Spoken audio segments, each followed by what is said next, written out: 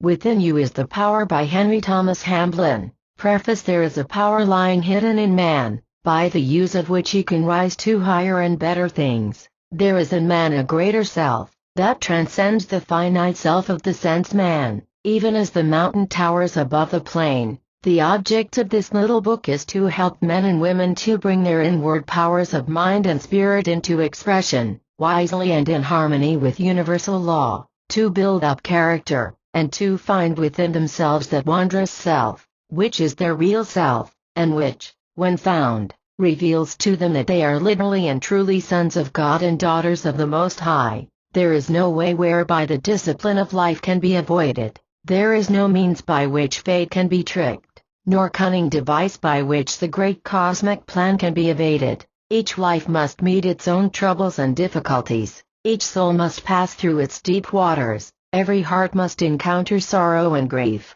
but none need be overwhelmed in the great conflicts of life, for one who has learned the great secret of his identity with the universal life and power, dwells in an impregnable city, built upon and into the rock of truth, against which the storms of life beat in vain. While this little work does not offer any vain promises of an easy life, for, if this were possible, it would be the greatest of all disasters, but rather endeavors to show how to become so strong that life looks almost easy by comparison. The life or fate does not change or become easier, but the individual alters and becomes stronger. Yet, it does show the reader how to avoid making his life more difficult than it need be. Most people's lives would be less filled with trouble and suffering if they took life in the right spirit and acted in harmony with universal law. It is hoped that this little book may help many to come into harmony with life's law and purpose and thus avoid much needless suffering,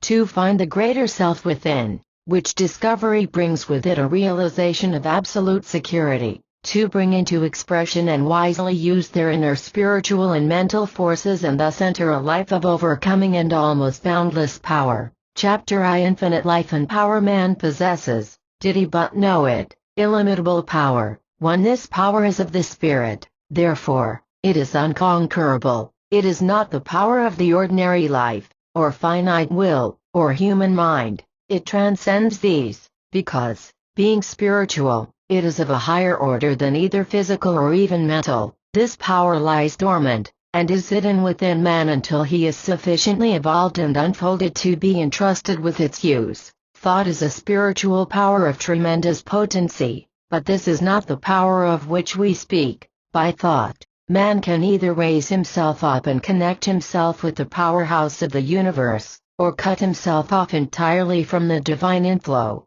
His thought is his greatest weapon, because, by it he can either draw on the infinite or sever himself, in consciousness, but not in reality, from his divine source, through the divine spark within him, which is really his real self. Man is connected with the infinite. Divine life and power are his, if he realizes that they are his. So long as he is ignorant of his oneness with the divine source of all life, he is incapable of appropriating the power that is really his. If, however, he enters into this inner knowledge, he finds himself the possessor of infinite power and unlimited resources. This power, then, is God's, yet it is also man's. But it is not revealed to him until he is fit to be entrusted with it. It is only when man realizes his oneness with his divine source that he becomes filled with its power. Many teachers and initiates lament the fact that certain secrets are being spread broadcast today, secrets that, in the past, were kept closely guarded. They fear that unillumined and unevolved people may make destructive use of spiritual power. This, to the writer, appears to be improbable. It is true that strong personalities, who have a great belief in their own power to achieve and succeed, draw unconsciously on hidden powers, and thus are able to raise themselves high above their fellows. The use, however, that they can make of spiritual power for base purposes is limited, and is not to be feared. There are others, of course, who are misusing their powers. These are black magicians. And while they may do a certain amount of harm, they become reduced, ultimately, to beggary and impotence. There are also others who spend the whole of their spare time searching for knowledge of this very subject, They read every occult book they can lay hands on, but they never find that for which they seek. There are spiritual powers and influences that withhold the eyes of the seekers from seeing, until they are ready for the revelation. When man, in his search for truth, has given up all selfish striving after unworthy things, and has ceased to use his self-will in conflict with the greater will of the whole, he is ready for the revelation of his oneness with the infinite. Yielding implicitly to the will of the whole may seem, to the unilumined mind, an act of weakness, yet it is the entrance to a life of almost boundless power. Man is not separate from his divine source and never has been. He is, in reality, one with the infinite. The separation which he feels and experiences is mental, and is due to his blindness and unbelief. Man can never be separated from spirit, for he himself is spirit. He is an integral part of one complete whole. He lives and moves and has his being in God, universal, omnipresent spirit, and God, spirit, dwells in him. The majority of people are unaware of this intimate relationship with the divine, and, because they are unaware, or because they refuse to believe it, they are, in one sense, separated from the inner life of God. Yet this separation is only in their thoughts and beliefs, and not in reality. Man is not separated and never can be, yet so long as he believes that he is separate and alone, he will be as weak and helpless as though he actually were. As soon as man realizes the truth of his relationship to the infinite, he passes from weakness to power, from death unto life. One moment he is in the desert, afar off, weak, separate, and alone. The next, he realizes that he is nothing less than a son of God, with all a son's privileges and powers. He realizes, in a flash, that he is one with his divine source, and that he can never be separated. He awakens also to the fact that all the power of the infinite is his to draw upon, that he can never really fail, that he is marching on to victory. 5. It will thus be seen how great is the power of man's thought. While thought is not the power of the spirit, it is the power by which man either connects himself up with the infinite power, opening himself to the divine inflow, or cuts himself off and separates himself from his spiritual source. Thus, in a sense, man is what he thinks he is. If he thinks he is separate from God and cut off from his power, then it is as though this were really the case, and he is just as impotent and miserable as though he actually existed apart from God. On the other hand, if he thinks and believes that he is one with the infinite, he finds that it is gloriously true, and that he is really a son of God. If he believes and thinks that he is a mere material being, then he lives the limited life of a material being, and is never able to rise above it. But if, on the contrary, he thinks and believes that he is a spiritual being, then he finds that he possesses all the powers of a spiritual being. Again, if he thinks that his work is difficult and that he is not equal to his tasks, he finds that really his tasks are difficult and beyond his powers. Yet on the other hand, if he believes his work is easy, or, at any rate, within his powers, he finds that such is the case, and that he can do his work with ease. The power within is infinite, for, by faith in it, man is directly coupled up with the spiritual power of the universe. The divine spark within him connects him to the sacred flame, thus making him potentially a god in the making. A change then must take place within man before he can enter into his divine inheritance. He must learn to think after the spirit, that is, as a spiritual being, instead of after the flesh, that is, as a material creature. Like the prodigal son, he must come to himself, and leave the husks and the swine in the far country, returning to his Father's house, where there is bread of life enough and to spare. 6. Chapter I. Overcoming of life's difficulties. The true object of life is that man may attain wisdom through experience. This cannot be accomplished by giving in to the difficulties of life, but only by overcoming them. The promises of God are not made to those who fail in life's battle, but to those who overcome. Neither are there any promises that man shall have an easy time and be happy ever afterwards. Yet, it is after this that the majority of people are forever seeking: an easy life, a good time, freedom from suffering and care. But, in spite of all their seeking, They can never find that which they desire. There is always a fly in the ointment of their pleasure, something that robs them of true happiness, or, possibly, combinations of circumstances conspire to upset all their plans. Life is a paradox. The true object of life is not the attainment of happiness, yet if we attain the true object of life we find happiness. Those who are ignorant of life's true purpose and who seek happiness high and low, year after year, fail to find it. Like a will-o'-the-wisp, it forever eludes them. On the other hand, those who recognize the true object of life, and follow it, attain happiness without seeking for it. In times past, people have made God a convenience. They have thought they could drift through life, learning none of its discipline, and then, when in trouble, or things were not to their liking, they could pray to God and have the unpleasant circumstances taken away. The same idea is prevalent today. People have left the old orthodoxy and look to various cults and isms to get them out of their difficulties. They do not believe now that they can curry special favor with God by prayer, but they firmly believe that they can get what they want from the invisible by demanding it. They think that by this means they can have their own way after all. By this they mean having a good time, with no unpleasant experiences, trials, difficulties, adversities. They are, however, merely chasing rainbows. The easy life they seek constantly eludes them, simply because there is no such thing. The only life that is easy is the life of the strong soul who has overcome. His life is not easy in reality, but appears relatively so because of his strength. It is impossible to have an easy life, and, if it were possible, then life would be not worth living, for the sole object of life is the building of character and the attainment of wisdom through experience. Life to all of us must always be full of difficulty, and it is to help those who, hitherto, have found life rather too much for them that this book is being written. What the majority are seeking for is an easy life, which they will never find, but precisely the reverse, and for them I have no message, but to those wise and awakened souls who are seeking for truth, no matter from whence it may come, and who desire to overcome life and its difficulties, instead of weakly giving in to them. This book, it is hoped, will bring a message. At this stage we cannot go into the subject of why we should meet with disasters and adversity in this life, nor why some people should have, apparently, a smoother life than others.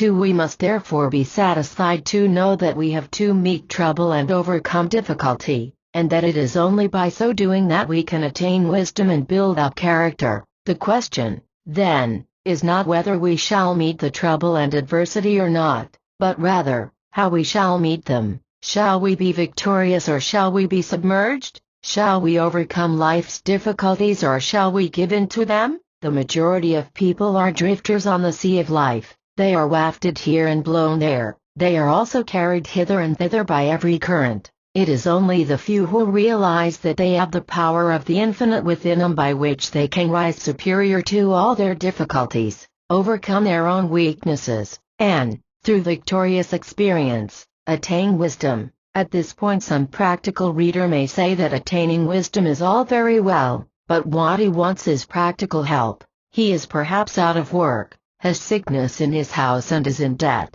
or, he may be well-to-do, and yet in the deepest distress and misery. To all such I would say that they possess the power by which they can overcome all their difficulties, and, through overcoming, attain wisdom. A man's success depends, more than anything, upon his faith in the good purpose of life, his faith in the power of the infinite within him and his ability to overcome every obstacle in his path. The extent of the power that man can bring into his life is the measure of his faith in that power. If his faith in it is small, then his life will be feeble and lacking in achievement. If his faith in the power within him is large, then great will be the power manifesting in his life. The power of the infinite is illimitable and inexhaustible. All that is required is an unquenchable belief and trust in it. The weakest and most timid can make use of this power. There is the same power in the timid and weak as in the brave and strong. The weakness of the former is due to a lack of faith and belief in the infinite power within them. To this subject is dealt with in the Path of Victory by the same author. and published by the Science of Thought Press. Difficulties and troubles there will be in every life, and sometimes disaster and heartbreak, when the very earth slides from under the feet. Yet, by calling upon the power within, it is possible to rise from the ruins of cherished hopes stronger and greater through experience. Happiness and true success depend upon how the troubles and difficulties of life are met. Adversity comes to all, but if it is met in the right manner, even failure can be made the stepping stone to success. Trouble comes to all, but, while it makes some people stronger and better in every way, it submerges others so that they never rise again. The trouble is the same, it is how it is met that makes the difference. Those who meet difficulty and adversity in the feeble strength of their finite minds and false personality are speedily overwhelmed and broken by the storms of life, but those who rely upon, and have faith in the power within them, can never be overwhelmed.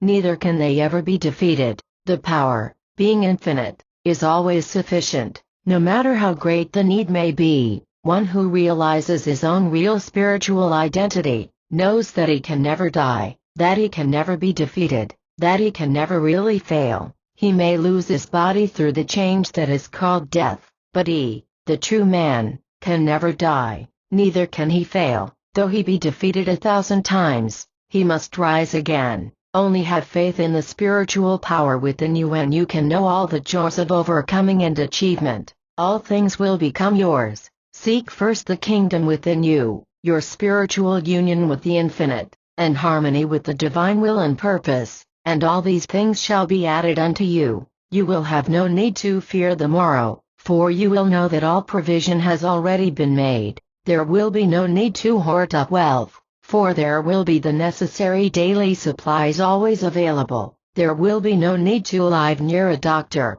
for God, the infinite life, shall be your health. There will be no need for regret or lamentation, for you shall know that all is well. There will be no fear of future happenings, for you shall realize that the Infinite One makes no mistakes. 9. Chapter 3 Fate or Free Will? Great has been the controversy in the past over the vexed subject of fate versus free will. On the one hand, fatalists claim that man is so closely bound to the wheel of fate it is impossible for him to live his life in any different way than that which is mapped out for him. He can bring a quantity of first-class evidence in support of his claim and believes in his theory with all his heart. On the other hand, the advocate of free will believes just as wholeheartedly that man is not bound at all. Being as free as air, he, too, can bring plenty of evidence in support of his theory, which confirms him in his belief. Each one of them thinks that the other is wrong, yet they cannot both be wrong.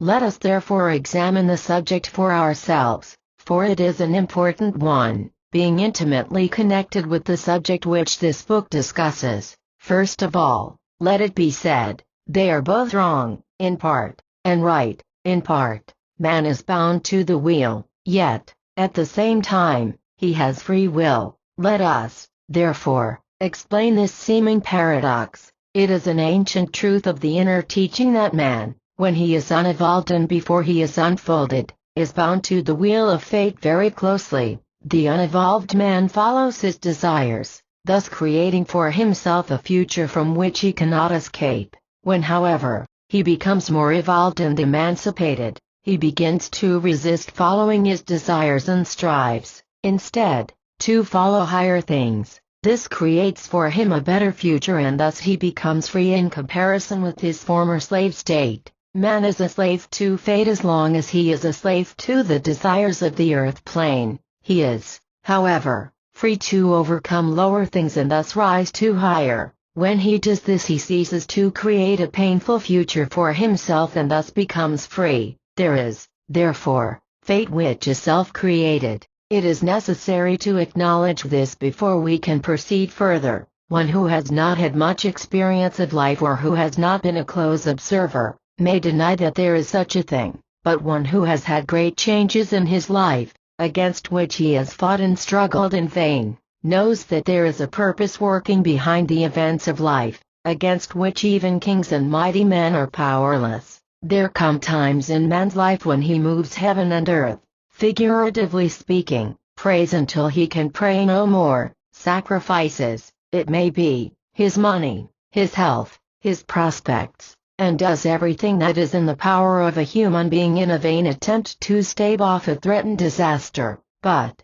in spite of all his efforts, in spite of his cries to a pitiless heaven, the relentless march of fate cannot be stayed. It moves forward like a huge juggernaut and crushes his hopes, his dearest idol, his very life itself, or all that then makes his life worth living, and leaves him desolate. If then, you may ask, fate is so pitiless and so powerful, what can be done with it, and where does free will enter into the matter? In reply, it must be admitted at once that it is no use fighting fate. The more man fights it, the more completely he gets broken. There are certain main events in each life which must come to pass. These events and changes are inevitable, and it is hopeless to fight against them. While these things, which constitute what we call fate, are inevitable and therefore cannot be avoided, it rests with ourselves how we meet these adversities and disasters. If we meet them in the wrong way, they break us. If, however, we meet them in the right way, we become stronger through discipline and experience, thus becoming better fitted to bear life's responsibilities and to overcome its difficulties and temptations.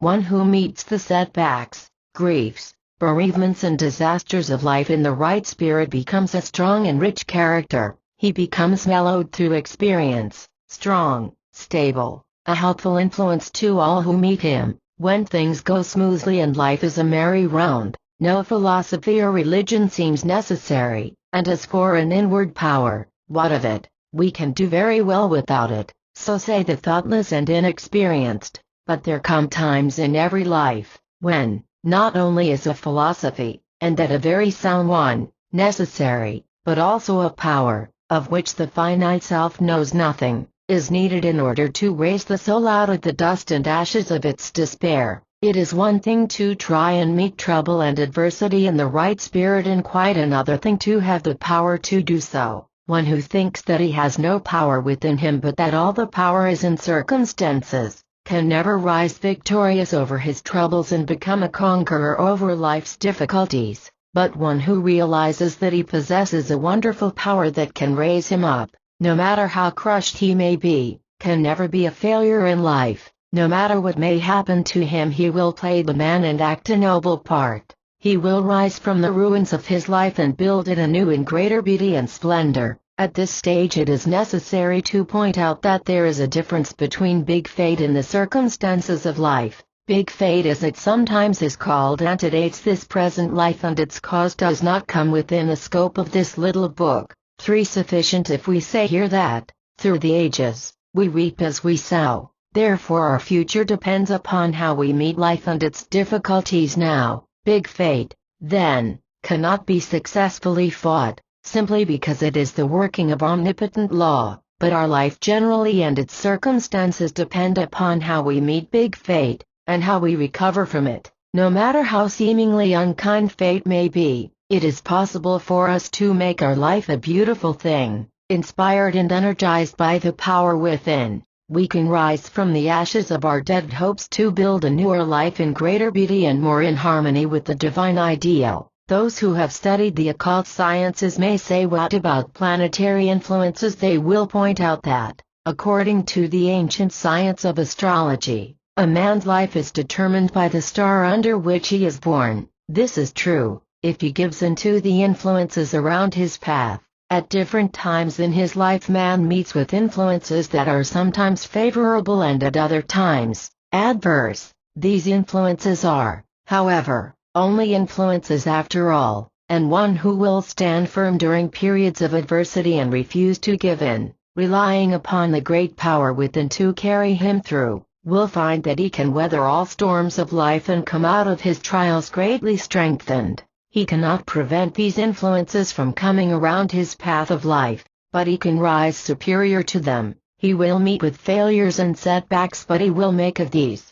stepping stones to success. He will experience griefs and bereavements, but out of these he will build a finer character and rise to higher things. One, however, who gives in to these things, refusing to rise again and reconstruct his life, condemns himself to further suffering, thus making utter shipwreck of his life. Let the despairing take heart again. Believe in the power within you and you will rise to heights before undreamed of. With this power to help you, you can accomplish the apparently impossible. Smallest electron is being worked out through the ages with absolute precision. Nothing can prevent this plan from being brought into manifestation. It gathers up our past and weaves it into our present life, just in the same way that it is busily gathering up our present life and weaving it into future fate. It works it all into the big plan, somehow, and with infinite skill. The plan is bound to be followed.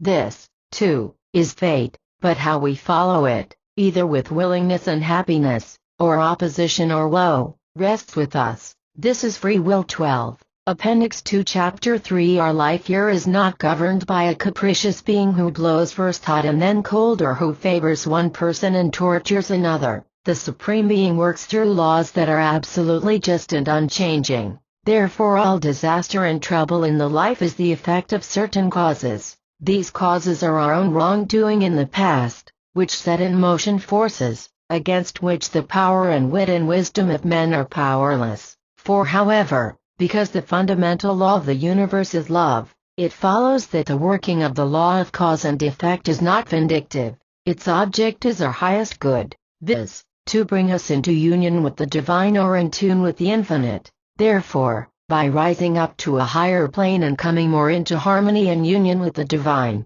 we rob even big fate of something of its power. We cannot oppose it, for by so doing we fight against omnipotence, but we can forestall it by doing willingly, and of our own accord, that very thing which experience comes to teach us. It will be seen then, that our future depends entirely upon the way we think and act in this life. Our future lies in our own hands. If we violate the law of love in this life, we create disaster and suffering for the future, which will have to be met, in the form of big fate of a painful character, someday. Therefore, by right thinking and right doing now, we not only ameliorate conditions in this life, but we also create a future that will be more harmonious and freer than anything we have experienced hitherto. It is also necessary to point out that, even in this life, some of its big disasters are the result of thoughts and actions committed during this present existence. A youth or young man may commit a folly that brings, in after life, a terrible retribution, or he may do another man a grievous wrong and years afterwards someone else does the same wrong to him. It is always an eye for an eye and a tooth for a tooth on this plane of cause and effect. But the great way for another cause is that the soul has failed to learn certain lessons. Therefore, in this life, many painful experiences are brought to bear, in such a way, as to teach the necessary lessons. The lessons are, however, learned only if painful or unpleasant experiences are met in the right way. So long as man believes that he is unjustly treated by fate and that he does not deserve what life metes out to him, he intensifies his troubles, both now and hereafter, through not learning the lessons that life desires to teach. When, however, man realizes and admits that life is just and that the cause of all his troubles is within himself, he, like the prodigal son, comes to himself and,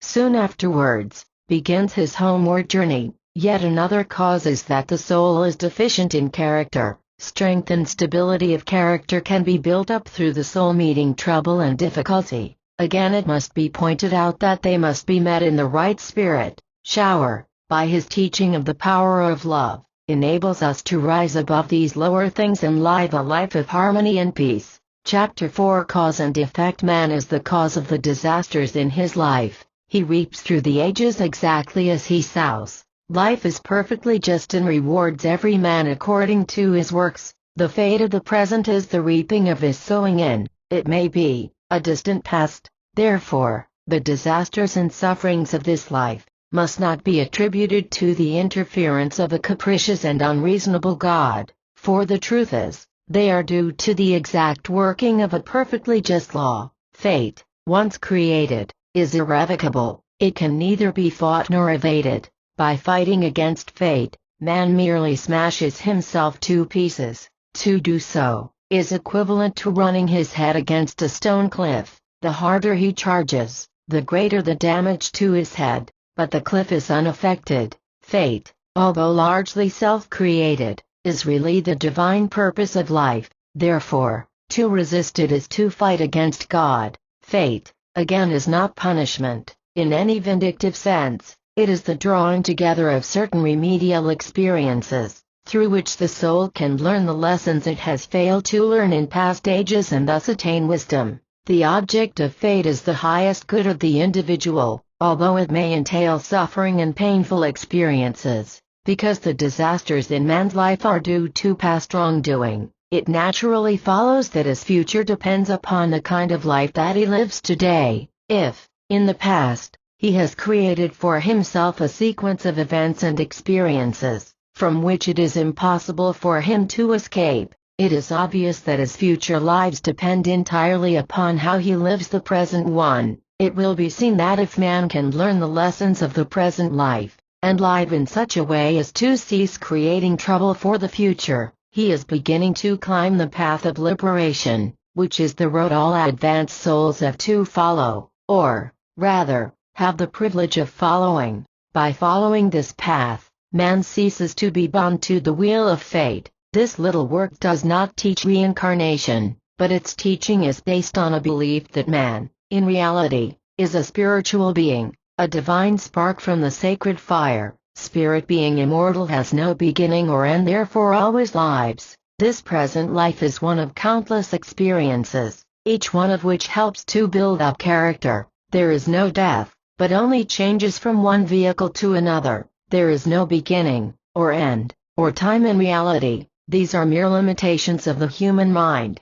It is impossible for a man to die. He can only leave his body. He cannot kill himself, try how he will. He can only force himself out of his body. Man must always go on, whether he likes it or not. He proceeds through the ages, reaping exactly as he sows. We have already seen that man cannot avoid or fight successfully against fate, but that he can become free from the wheel of fate by living a life in harmony with divine law. 5. At this point it is necessary to point out that most of man's troubles are not caused by fate at all, but are due to his fighting against or trying to resist the great plan. If the experiences of life are resisted, or an attempt is made to evade its discipline, troubles and difficulties will repeat, becoming more painful and insistent until their lesson is learnt and the life changed accordingly. Therefore man has it in his power greatly to improve his present life, as well as to create a far better future, simply by living his life today in harmony with divine law.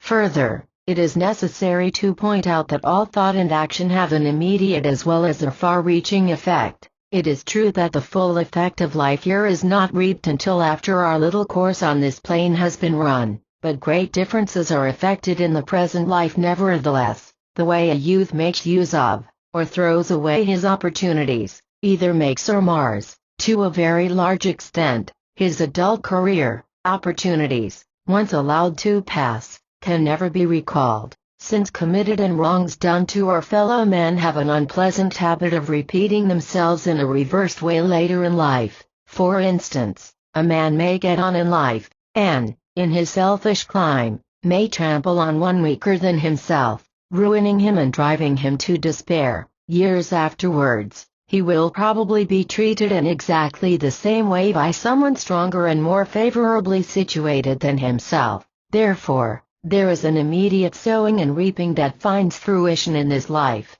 By immediate is meant, within the compass of this life. The reaping may be delayed 10 or 20 years, but in the writer's experience, it not infrequently comes. Whatsoever a man soweth, that shall he also reap. Those, therefore, who think that life is not just, and who whine and complain about the way they are treated, are simply increasing their own troubles. 5. This is the inner secret of all esoteric teaching. The new birth, or regeneration, means the awakening of the soul to conscious immortality. The old self, that was bound to the wheel of fate in the plane of cause and effect from which it could never free itself, owing to the fact that it was continually binding itself to the wheel afresh, through following selfish desires, dies, and a new self is born. In other words, the consciousness is raised from the plane of sin and death, of sensuality and desire, of restriction and captivity, to the higher plane of spirit, where man realizes that he is a son of God.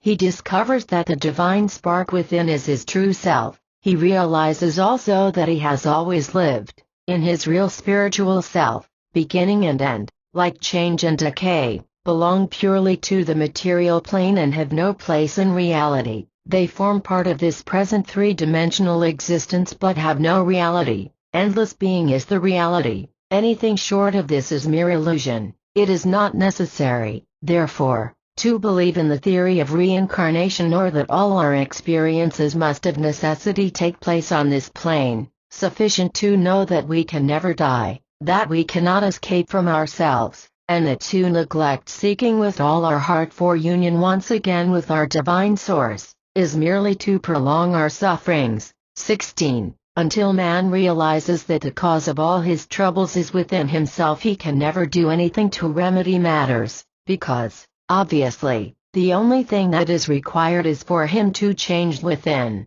Man has to become changed within before his life can be altered. His thoughts, his ideals, his attitude towards life must all become transformed. When his change has been effected, he not only begins to repair his present life, but he creates a fairer and nobler life for the future. Man, then, has to change. His desires and aspirations, instead of being directed towards hate and evil, must be transformed to love and good. Instead of wallowing in lust and selfishness, he must lift himself to higher and better things. How can this be done? It cannot be accomplished by the finite man at all, but it can be achieved by the infinite power within. It is only when man realizes his oneness with the infinite and believes that omnipotent power is at his disposal, that the spiritual power within becomes available. So long as man has doubts and fears or disbeliefs, this special power is not available. It is this,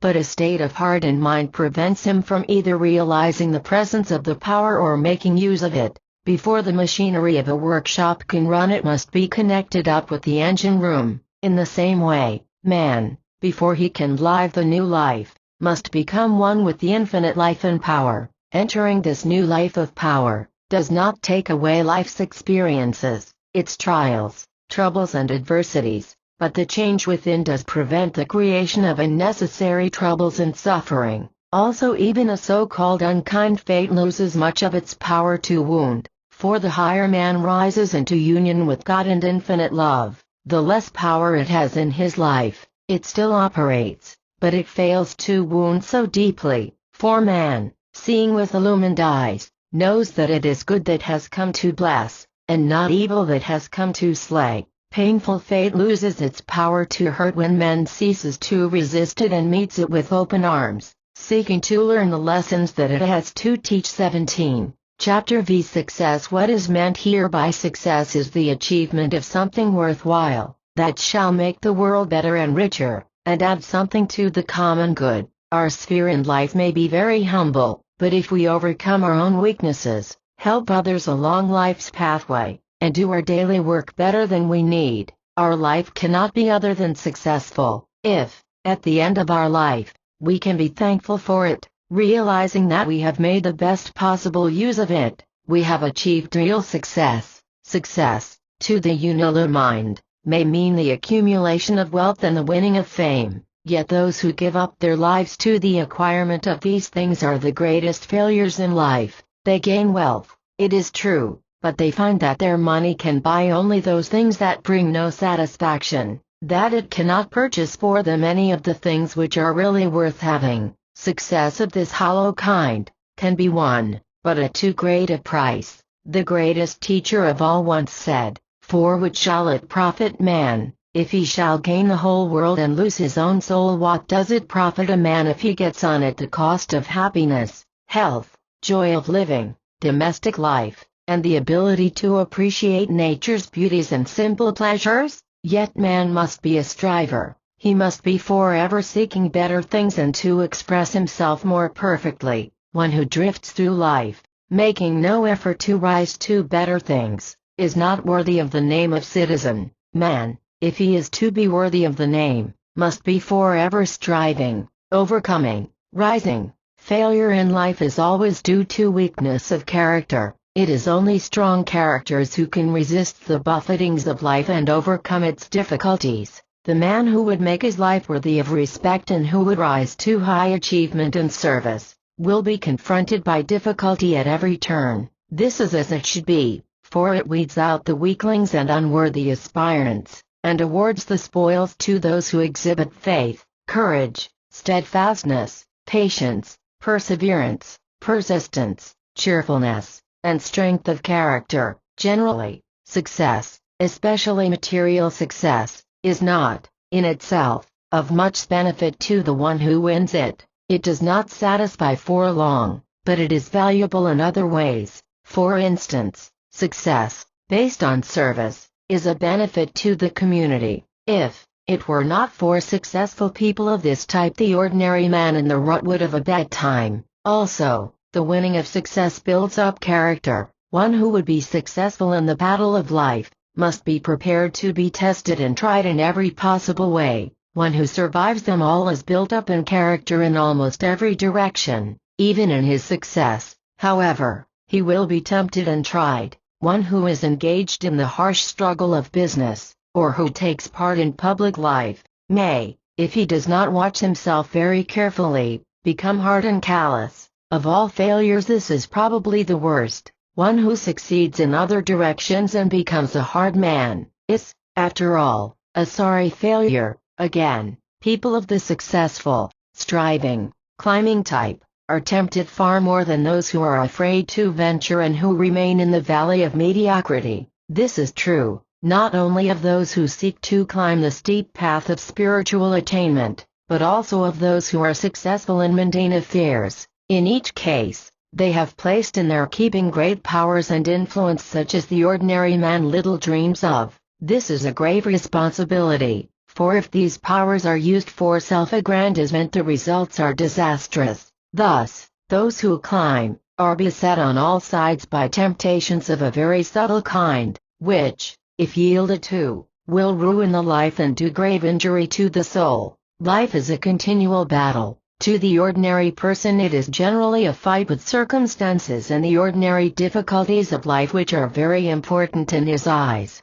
The more advanced soul is not troubled much by these things. He rises above them, but he is tempted and tried to a much greater degree, and in a far more subtle manner. Those who think that by following a certain culturism, they will be able to have an uneventful walk through life are merely deluding themselves. As he learns to overcome the difficulties of life which baffle the ordinary individual, he will be tempted and tried in other and more subtle ways. This is because life is not for mere passing pleasure, but is for the building up of character, through experience. Therefore, one who would succeed must be strong, and wise and patient. Those who aspire to make their lives really worthwhile, who desire to serve their fellows more perfectly, who want to build up character through experience and overcome all their weaknesses, inherited or otherwise, must look within for power and wisdom. It must be pointed out, however, that man must not use his spiritual powers for selfish purposes and self-aggrandizement. There is an immutable law, which has been known to the inner teaching all through the ages, that forbids the use of spiritual powers for the creation of wealth or even of daily bread. Jesus was subject to the same spiritual law, and was tempted exactly in the same way as we. The tempter said, "Command the stone that it be made bread." If Christ had turned the stone into bread, he would have failed in his great mission, but he knew the law. There are thousands of people today who are trying, not only to turn, by the misuse of their spiritual powers, stones into bread, but also into motor cars, fat bank balances and lands and houses. Such are heading to disaster, for they are working against the combined spiritual power of the universe. The enemy of souls offers those who have learned to tap the inexhaustible power of the universe, and who have discovered that they are sons of God, wealth, power, pomp, the applause of men, the glittering things that perish. If only they will misuse their God-given power, like Jesus, they must refuse. They must put service before self, and give instead of grasping. Thousands are being taught today to force their human will upon life and to use occult powers for the acquisition of wealth and power. They are taught to enter the silence and demand what they want. How to get what you want is the slogan of these modern teachers. Not merit, not service, not giving, but demanding, compelling by human willpower and by the use of occult forces. This is another device of the enemy of souls, and it is taking tens of thousands of seekers for truth out of the path. This subject is dealt with more fully in a separate chapter. If, however, man's ambition is to serve and to give, instead of to grasp and to grab, if, also, he seeks success through merit and not through the misuse of his spiritual powers, he can go forward and the power will go with him and will help him. When once the power has been aroused, man must cease all purely selfish striving, although, of course, there will still be much selfishness in his motive.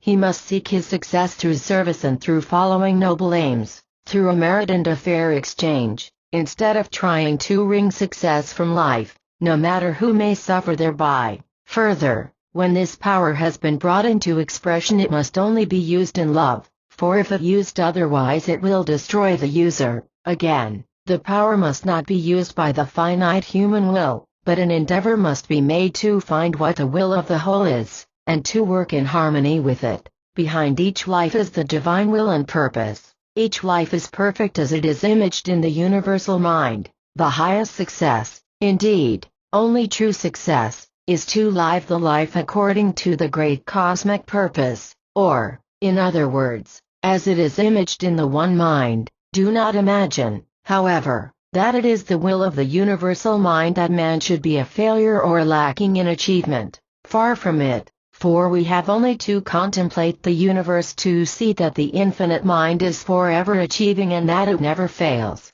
Man, too, must succeed, but let him mix wisdom with his ambition, and work for the benefit of the whole, rather than for any purely selfish purpose. It is natural for man to get on in life, to a moderate extent. 6. In order to get on he must become more efficient, and thus serve life and his fellows better. Therefore, there is no harm in success of this kind. It is natural and laudable also for one in poor and unlovely surroundings to have an ambition to raise himself to better circumstances. It is only right that he should desire to make life brighter and better for his wife and family, so long as he indulges in ambition wisely. And if he seeks success through better service to his fellows, his is a laudable purpose. If, however, he does not curb and control his ambition but allows it to run away with him, he will lose all real joy in life, and, at the last, when it is too late, learn, to his sorrow, that his life, through too much success, has been a failure. The writer's experience has been that it is necessary that we should always be progressing, achieving, overcoming and endeavoring to succeed. One of the greatest laws of the universe is progress, therefore it is fatal to stand still. We must go forward, we must achieve, we must accomplish things. If we do so, we may find that many things which cost us much effort and hard work are not worth the having, yet all the time we are learning, through experience, and are being strengthened and prepared for greater things. Through repeated failure to find true satisfaction we arrive finally at true knowledge, wisdom and understanding. We are wise then, if, with the world at our feet, we can be satisfied with a very moderate material success, and turn our attention and aspirations to higher and better things. In concluding this chapter, let it be pointed out that success and achievement will not drop ready-made from heaven into your lap. All who succeed are gluttons for work, toiling whilst others play and sleep. All teaching to the contrary is erroneous. To think that success is going to come to you when it is unmerited, simply because you make use of affirmations or employ mental treatments, is folly of the first water. On the other hand, to use the inner forces in an occult way, so as to compel material things or success, so-called, in any shape or form, to come to you, is black magic. One who stoops to such practices becomes a black magician, earning for himself a terrible retribution. There is only one way to succeed in the affairs of life, and that is by raising oneself to greater usefulness and service, by doing things better than they have been done before, by bearing greater responsibility, You serve humanity better, and therefore merit success. It is more blessed to give than to receive, said the Master, and this is true even in the practical and material affairs of life. First, you must give better and more valuable service, in other words, deserve and merit before you expect to see it materialize. You must sow before you can reap. You must become too big for your present position before you are capable of occupying a larger one. You must grow and expand in every possible way, and as you grow so will your success increase. Outward success is only a reflection, so to speak, of what you really are, and a result of greater and more valuable service to humanity. It requires great effort and determination to get out of the rut, but so long as your ambition is not ignoble or selfish, there will be found within you power sufficient for all your needs. To win success, either in the hurly-burly of life, or the more difficult path of spiritual progress, demands imagination, vision, courage, faith, determination, persistence, perseverance, hope, cheerfulness and other qualities. These are all to be found within. All these qualities lie more or less dormant within, and can be called into expression if we believe that infinite power is ours. Again, however, must the warning be repeated that this power must not be used for selfish self-aggrandizement, still less may it be used, or, rather, misused, either to influence or dominate others. If this power is misused, the results are terrible and disastrous. Therefore, use the power only for the achievement of good and noble aims and in service which shall enrich the life of your fellows, adding to the common good. Having arrived at this stage, you must go forward. There can be no holding back, ever onward, the divine urge ascending you to greater achievement and accomplishment. Just as surely as the planets must revolve round the sun and fulfill their destiny, so also must you go forward. See to it, then, that your aims and ambitions are based upon eternal wisdom, for upon this does your whole future depend. Chapter VI Health. It is impossible, in a little work of this description, to explain why it is that one person inherits a weak and ailing body and another enjoys a strong and robust constitution. Sufficient for us here to notice that the days of rugged health are passing, and that man is becoming more highly strung, nervous and psychic in his make-up. The old type of rude, unconscious health was due to the animal-like nature of man, which caused his body to be governed more completely by the instinctive mind. Less evolved humans are not affected, apparently, by the mental storms, psychic changes, and spiritual disharmonies that disturb the health of the more evolved types. We have an illustration of this in the case of some forms of insanity. The patient goes out of his mind, with the result that his bodily health becomes wonderfully good. The instinctive mind takes control of things, and robust animal health is the result. When the patient was sane and his mind filled with worry, ambitions, plans, cares, lusts, hates and griefs, he was probably very far from well. This would be due to the disturbing effects of his thoughts and uncontrolled emotions. When, therefore, his conscious mind gave way and he became happy in an imbecile way, he ceased to think of these disturbing things, with the result that the instinctive, animal mind was able to work undisturbed. It is of no use sighing for the good old times, when people were rugged and strong in the way that savages are rugged and strong, for evolution has decreed that man shall change into a higher and more nervous and sensitive type. In this sensitive type, wrong thoughts and emotions quickly produce pain and suffering. The majority of people do not know what good health is. Not only do they suffer from minor ailments, such as headaches, indigestion, rheumatism, neuritis, but they also never feel hearty or completely well. They are strangers to the joy of living. Life does not thrill them. Nothing quickens their blood. They have no moments of vivid ecstasy. In other words, they do not live, they merely exist at a poor dying rate. Again, the majority of people are susceptible to infectious diseases and epidemics, yet, if they were really well, they would be immune. Instead, however, of seeking immunity through health, they are seeing it through the use of vaccines and serums, thus adding to the burdens which the body is to bear. All attempts in this direction are bound to end in failure, for, as fast as one disease is suppressed another one will appear. Many people look upon disease and sickness as inevitable, yet the truth is that health is the normal state and ill health an abnormality. In tracing back ill health to its source, we find, first of all, that it is due to disobedience of natural law.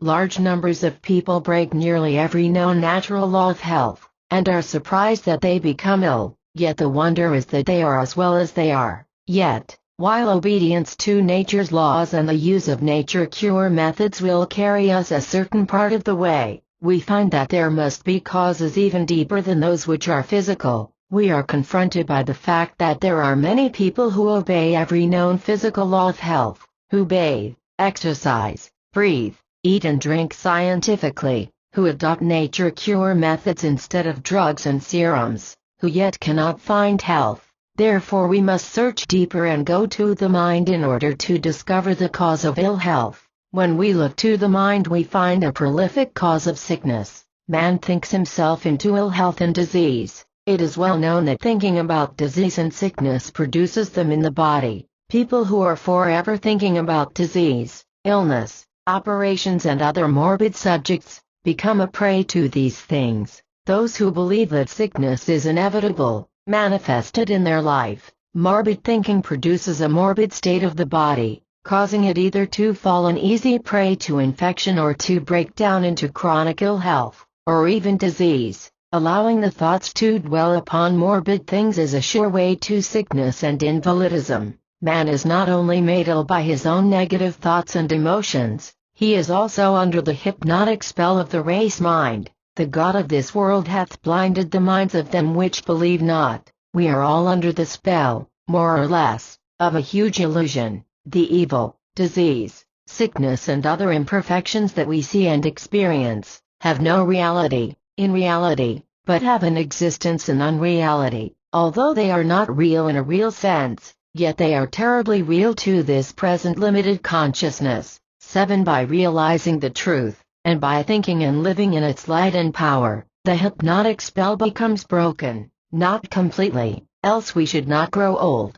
but to such an extent that a state of greatly improved health can be enjoyed. We are also hypnotically affected by suggestion, which reaches us from 1,000 different sources. The conversations of friends and acquaintances affect us adversely. Their belief in disease and sickness as realities, and in its inevitableness, colors all their conversation, and, unless we guard against it, this unconsciously affects us. Newspapers, magazines, books, all steeped in the same error, also influence us unless we have become too positive to be affected. From innumerable sources it is subtly suggested to us that disease, sickness, infection are realities that cannot be evaded, and to which we are prone. The effect of all this, putting it in simple and elementary language, is to divert the life power into wrong channels, thus producing disease and ill health in place of perfection. The normal state of health has to give place to an abnormal state of disease or sickness.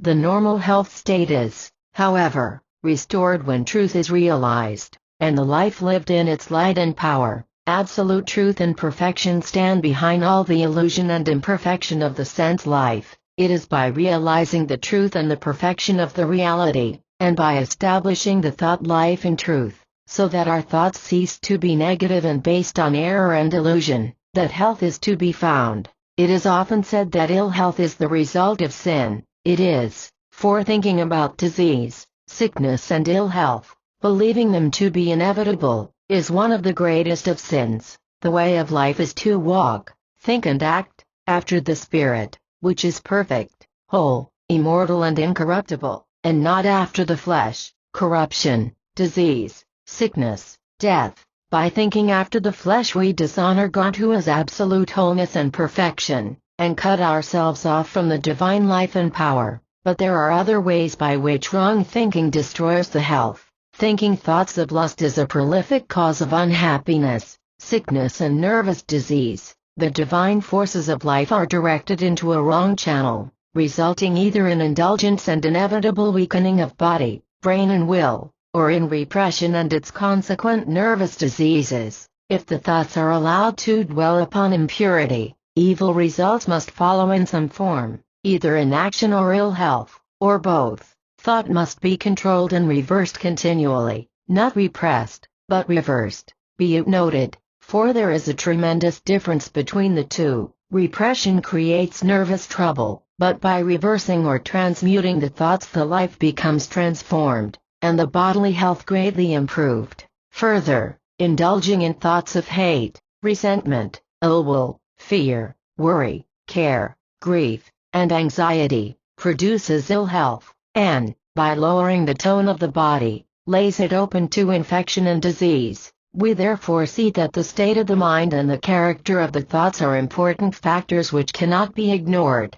It is useless to treat either ill health or disease if they are merely the external effects of hidden causes of the mind. In order to effect a cure, we have to get back to the cause of the trouble. Thought control is a great assistance. 8. Substituting a right or a positive thought for a wrong one will, in course of time, work wonders in the life. In the subconscious we have an illimitable power of extraordinary intelligence. According to our thoughts, this wonderful power either builds up health, harmony and beauty in our life and body, or just the reverse. The power is good, the intelligence is apparently infinite, but it goes wherever our thoughts direct it. By our thinking, therefore, we either create or destroy, produce either good or evil. If, therefore, all our thoughts are good, positive and constructive, it follows that both our body and our life must become built up in harmony and perfection. The question is, can this be done? It can be done if we have the desire, and are willing to discipline ourselves and persevere in the face, often, of seeming failure. Some readers may say, at this point, that they have no desire to be so frightfully good, that they are not prepared to give up lust, impurity, hate, anger, malice and thoughts and emotions of this kind. Very well, if this is so, they must go on and learn, through suffering, the lesson which they refuse to learn willingly. Others may say, yes, I want to control my thoughts, but how can I cease to worry when I have so much about which to worry, and how can I cease to hate when I have been so deeply wrong? This brings us to an even deeper cause of ill health than that of mind, viz., the attitude of the heart. Our scriptures tell us that as a man thinketh in his heart so is he. By heart is meant the soul or feeling, desiring part of man. It is here where the conflict between the self-will and the divine will, between the desires of the flesh and the longings of the spirit take place. The real root cause of all unhappiness, disharmony and ill health is spiritual, and not merely mental or physical. The latter are contributory causes, but the former is the fundamental cause. Spiritual disharmony is, in reality, the cause of all ill health and disease. Until spiritual harmony is restored, man is a kingdom divided against itself, which, as our Lord said, cannot stand. Healing, then, must be of a spiritual character. Until this harmony exists, there can be no overcoming of hate thoughts, fear thoughts or worry thoughts. And until these are overcome, there can be no true healing. Our Lord's healing was a gracious healing of the spirit. It restored inward harmony by forgiving sin, by changing the heart's desires, by bringing the will of the subject into harmony with the divine will of the whole. Our Lord's healing was not accomplished by means of suggestion,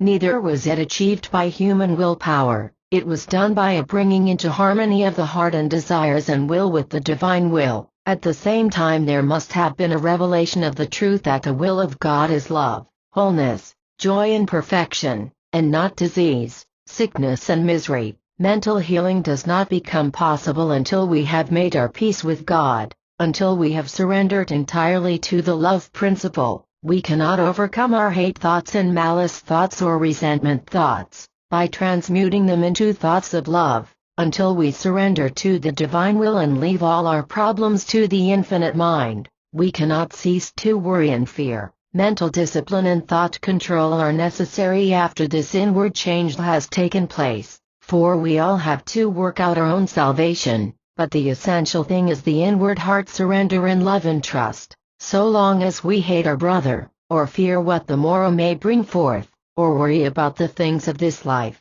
we can never be well. When, however, we have become attuned to the divine harmony, and have learned to control our thoughts and emotions and to transmute fleshly and material desires into loving service, a state of wholeness is the inevitable result. Old, deeply seated disorders die away, and a steady improvement in the state of health takes its place. In order to regain health, it is necessary to raise oneself up continually to the divine ideal of health, harmony and perfection, but this is useless if there still remains a clashing of the personal will with the divine will, or if there is any hate, malice, envy, or fear in the heart. The will must be surrendered to the greater will. This, in reality, is our highest good, for the fulfillment of the divine will is the happy destiny of man. The heart must forgive and be filled with love, fear must be cast out, and replaced by confidence and complete trust,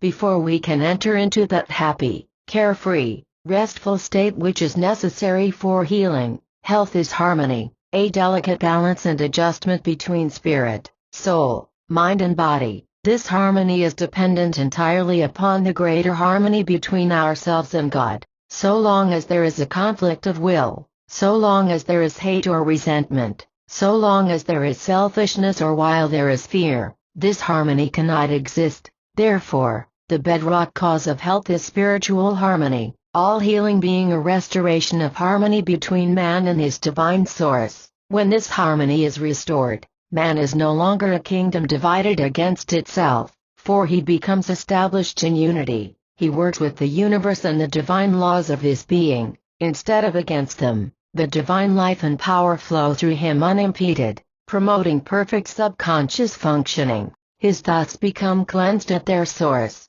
Create in me a clean heart, O God, and renew a right spirit within me. Cleanse thou me from secret faults. He becomes free from the hypnotic spell of the race mind. His eyes, through the influence of the divine spirit, become open to the truth. Therefore he is no longer blinded by the prince of this world. In the divine union he becomes free. In Christ all are made alive. The subject of grief and its effect upon health has purposely been left to the last. No amount of right thinking will prevent bereavements in this life. These form part of the necessary discipline of life, and it depends entirely upon how we meet our trials whether they shall be hurtful or the greatest possible blessing. By rebelling against life's discipline, griefs become hurtful. But the hurt is not in the bereavement itself, but in the attitude of the mind and heart. Until the soul is able to drink the cup of sorrow willingly, and say thy will be done, bereavement is hurtful, destroying both health and happiness. The cause of the hurt is, however, in the hardness of heart, and not in the bereavement itself.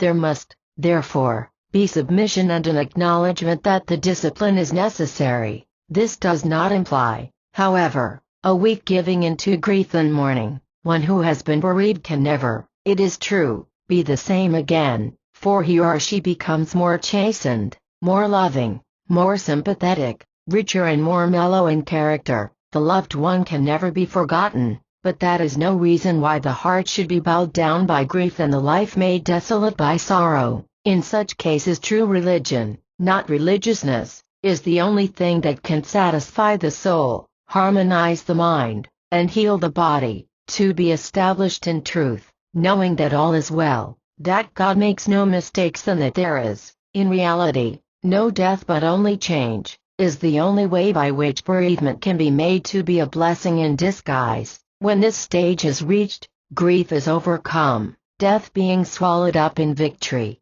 The only panacea for all life's troubles is conscious harmony with our divine source and the divine will and purpose which desire only our highest good. 28. Chapter VI Secret of Abundant Supply. It is a metaphysical truth that the outward life is a reflection of the thought life. Our life is affected by our habit of thinking and attitude of mind, in two ways. First, all our actions are unconsciously influenced by our thoughts, thus helping to bring into manifestation, or attracting to us, an environment that corresponds to our thoughts. 9. Secondly, we discharge or emit an influence, silent and invisible, that no doubt affects other people. They are probably not aware of it, but they are either repelled or attracted by this silent influence. Thus, if our thoughts and mental attitude are of the wrong type, not only are our actions affected thereby, but also we exert a silent influence that assists in driving the right type of friends,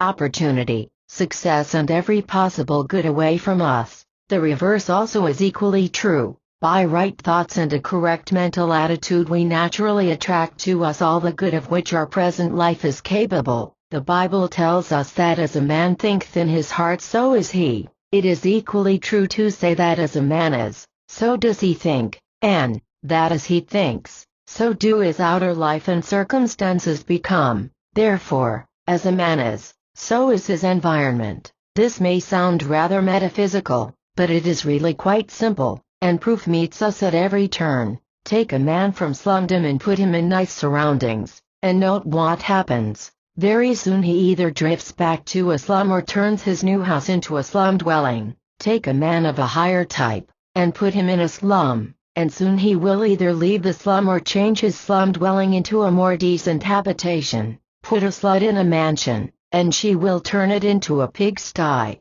But put a woman of a higher type in a hovel and she will make it clean enough to entertain royalty. Therefore, before you can change a person's environment it is necessary to change inwardly the person himself. When a man becomes inwardly changed and filled with new ambitions, ideals and hopes, he, in course of time, rises above his sordid surroundings and attracts to himself an environment that corresponds to his new state of mind. It would be useless to tidy up the house of a slut for her, for she would soon make it like a pigsty again. But if you could get a new ideal of neatness, cleanliness, order and spotlessness into her mind, she would not rest satisfied until her immediate environment corresponded, in some measure at least, to her mental ideal or image. Very often, the failures of a man's life, and its disharmonies and poverty, either comparative or real, are outward symbols of his weakness of character.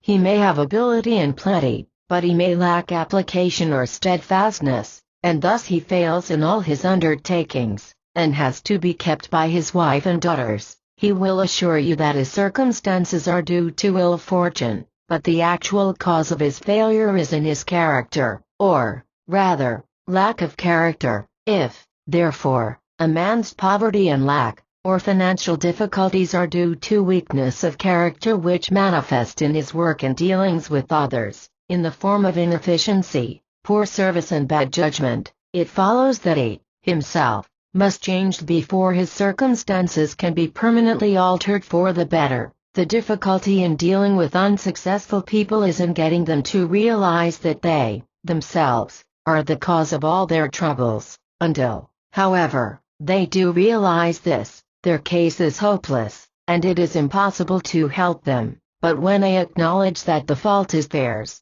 they can be shown that there is a remedy for their ills and a way out of their difficulties. By means of self-improvement, let them then search for hidden weaknesses, and build up those weak places in their character, such as lack of grit, determination, steadfastness, persistence, patience, probity, decision, which are the cause of their troubles, and they will find that their circumstances will gradually change for the better. Everything comes from within, first within, then out. This is the law, therefore the change must always take place within. Going more deeply into the subject and becoming more metaphysical, it is necessary to point out that the cause of all manifestation is mind. We have already seen that a man's mind and character are reflected in his circumstances. Now let us think, for a moment, about the mind that is infinite. The whole universe, which is, of course, infinite in extent,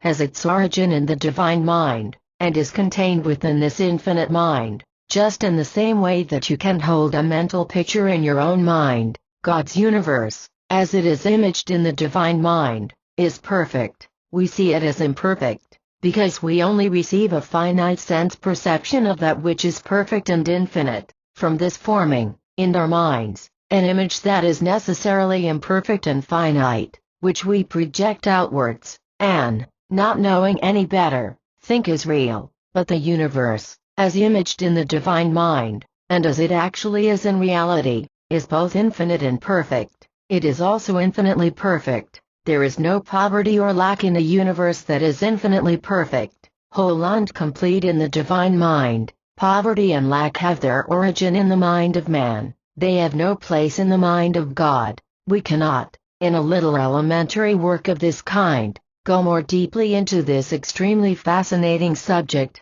Sufficient if we say here that the only reality is infinite perfection and wholeness. Therefore there cannot be any lack at all. In reality, the obvious lack and poverty that we see around us are the product of the human mind. Those who live in a consciousness of poverty and lack go through life closely fettered by limitation. They can never escape from poverty. It dogs their footsteps like their shadow. In fact, it is a shadow or reflection, in the outer life, of their state of mind and mental attitude. On the other hand, those who live in a consciousness of sufficiency are not troubled about supply. Their circumstances reflect their type of mind and mental attitude. It does not follow that they will be rich, for many of them prefer to live from hand to mouth, and quite large numbers of people have no desire whatever to possess wealth of any kind, but they have no worry about supply, for their needs are always met by sufficiency. Many of our readers look upon the possession of wealth as an iniquity. Personally, I do not see how, at this stage, it can be altogether avoided.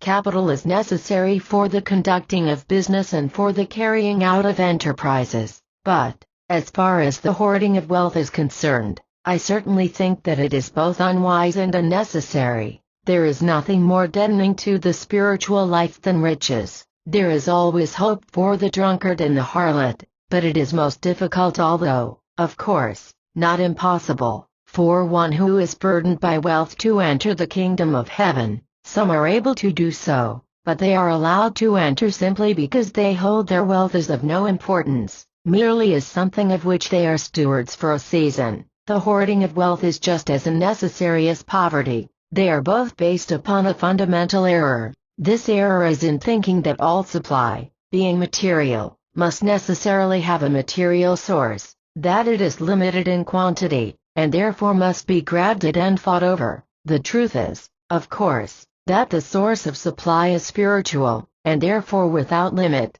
Consequently, one who realizes the truth has no thoughts of poverty or lack, and ceases to fear it. On the other hand, he has no incentive to hoard or to grab wealth, for of what use are riches to one whose supply is forever assured? All who enter into this truth regarding supply, either despise riches or hold them very lightly indeed. They cease to have any desire for wealth. Why should they have any such desire? People hanker after wealth because they fear poverty with a deadly fear, and long for wealth because they think that its possession would release them from their fears. When, however, they know the truth, they also know that their wants will always be supplied. Therefore they no longer desire wealth and its cares and responsibilities. Wealth is just as abnormal as poverty. Our Lord showed this to be the case by choosing to be poor, but not in poverty, and by his teaching in the Sermon on the Mount. What Jesus promised was adequate supply, but not wealth or riches, to those who had sufficient faith in their Heavenly Father. Many people live this planless life of utter dependence upon their spiritual source. They never become rich, but all their needs are supplied. Something always arrives in time to meet their requirements. Such a life requires a very live and active faith, but its results are as certain as the rising of the sun. An understanding of the truth regarding supply is a necessary foundation for the faith without which the planless life is impossible. It is necessary to know the utter falseness and unreality of poverty and lack before we can trust in divine providence or the working of spiritual, at the same time, mental, law. It is necessary to know that the universe is spiritual, that God is spirit, in whom we live and move and have our being, and that because we are a part, very small, but yet a part, of the whole, all our wants, all through the ages, must be supplied. Supply, sufficient for all our needs, is the reality. Poverty and lack, the product of lack of faith, of fear, of ignorance, of weakness of character, have their origin in the human mind, and are the unreality, the negative which has no permanence or reality. When we have learnt the truth, it is necessary to live in the consciousness of it, and to think and act and praise God as though sufficiency were already ours, not to spend money that we cannot afford to spend, nor to incur debt, but to live mentally in an atmosphere of abundant supply. We have to remember that the change in consciousness must take place first and become well established, before its effects can be seen to manifest in the outer life. The entering of this higher consciousness where we know and realize the truth, viz., that the source of all our supply is spirit, and that the divine source is limitless, is not easy. Although it is less difficult to some than to others, it demands constant mental activity and watchfulness. It requires persistence and perseverance in right thinking, yet it is possible to those who are in earnest. By living in the consciousness of God's supply and exercising a lively faith, the life becomes affected, principally due to both conscious and unconscious change of action.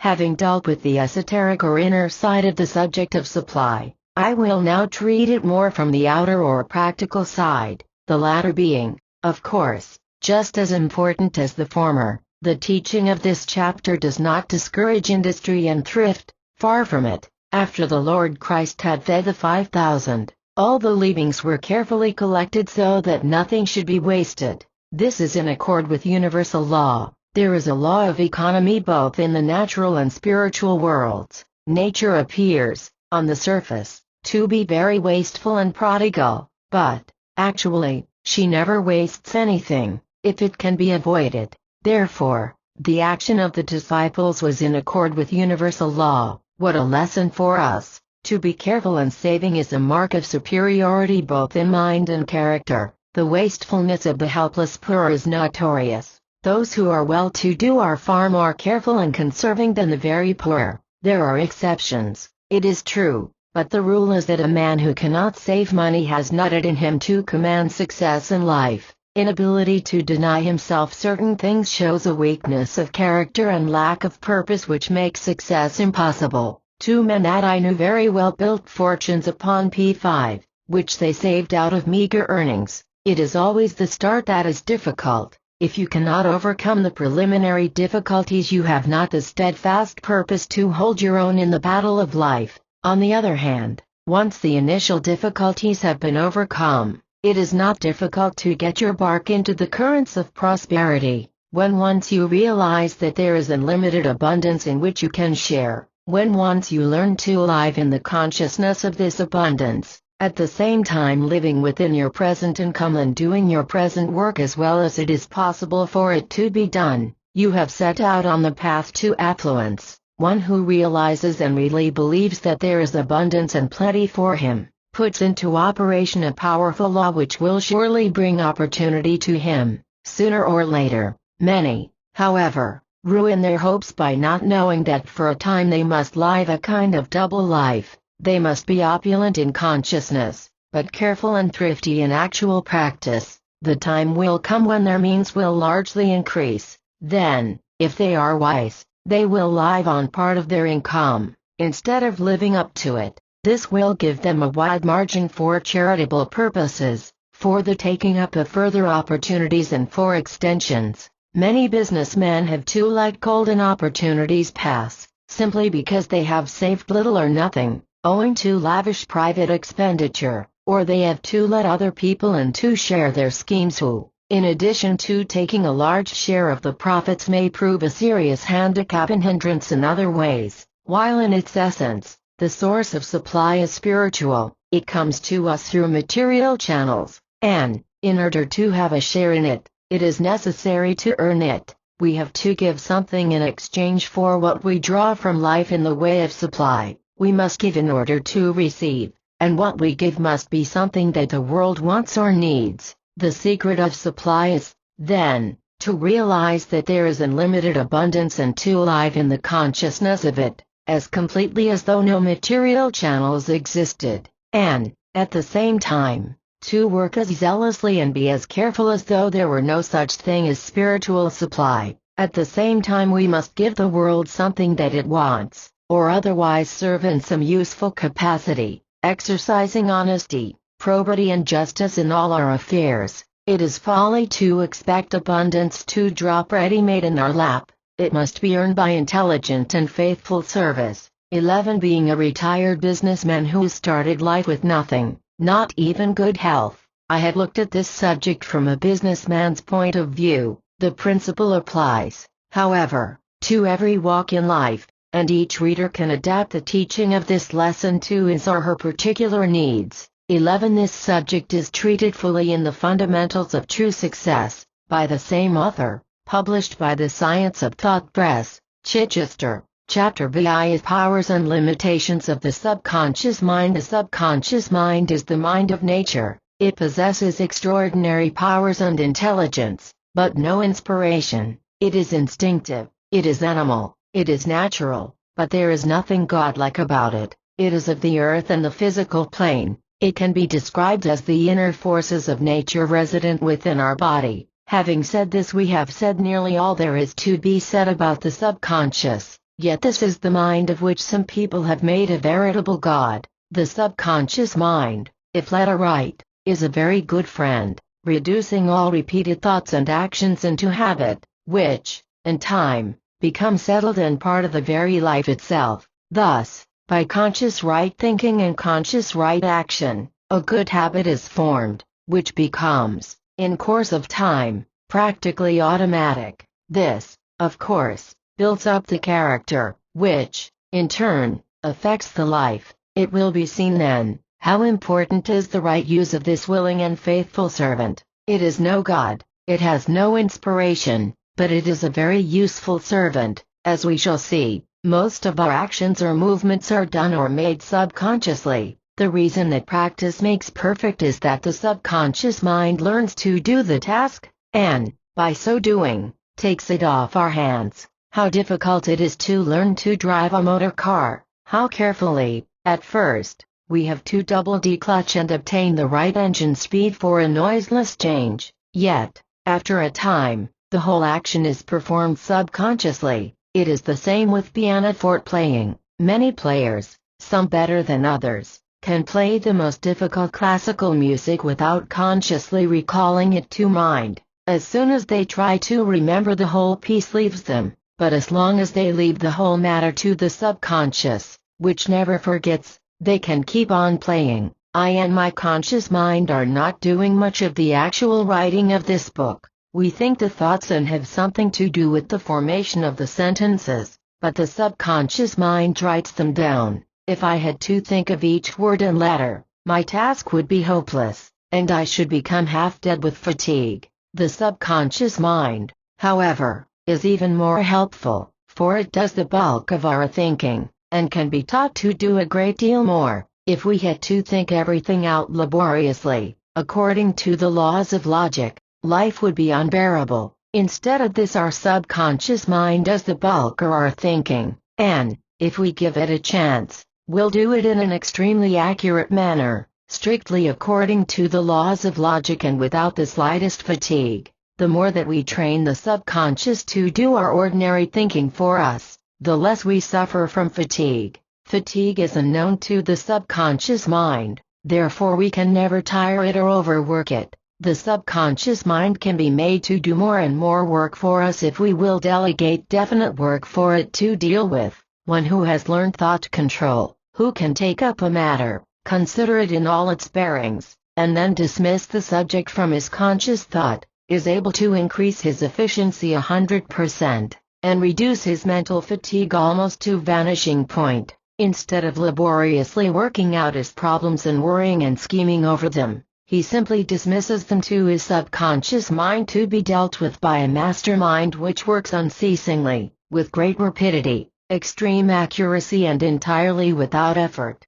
It is necessary, however, to give the subconscious every available information, for it possesses no inspiration or superhuman wisdom, but works out logically, according to the facts supplied to it. This great, natural, untiring mind downstairs, as it has been called, is also capable of doing even more useful work still. A writer or speaker, or preacher can collect notes and ideas for his article, book, speech or sermon, and pass them down to his subconscious mind with orders that they be arranged in suitable order, division, subdivision and so on. When he comes either to write or prepare the notes of his speech or sermon, he will find all the work done for him, and all that he has to do is to write it down, entirely without effort or fatigue. Again, a businessman who has learned to make use of his subconscious mind in this way, need not juggle or worry or fatigue himself by planning and scheming for the future. All that he need do is to submit the facts to the greater mind downstairs, and all the planning will be done for him, entirely without effort, and far more efficiently than he would have done it through laborious conscious thinking. The following, which has just been brought to my notice, is a striking confirmation of the teaching of this chapter. In a recent issue of Collier's magazine, an interview with Henry Ford appeared. He spoke of the way with which big businessmen deal with problems, and pointed out that they did not spend a lot of time pondering and puzzling over plans or ideas. He said, "An idea comes to us, we think of it for a little while, and then we put it in the pot to boil, we let it simmer for a time, and then take it out." What Henry Ford means, of course, is precisely what we have been saying, viz., that the idea or problem is dismissed to the subconscious mind, which works it out, and presents it to the conscious mind for judgment. Yet again, an inventor or one who is constructing something mechanical, can make use of the subconscious mind in precisely the same way.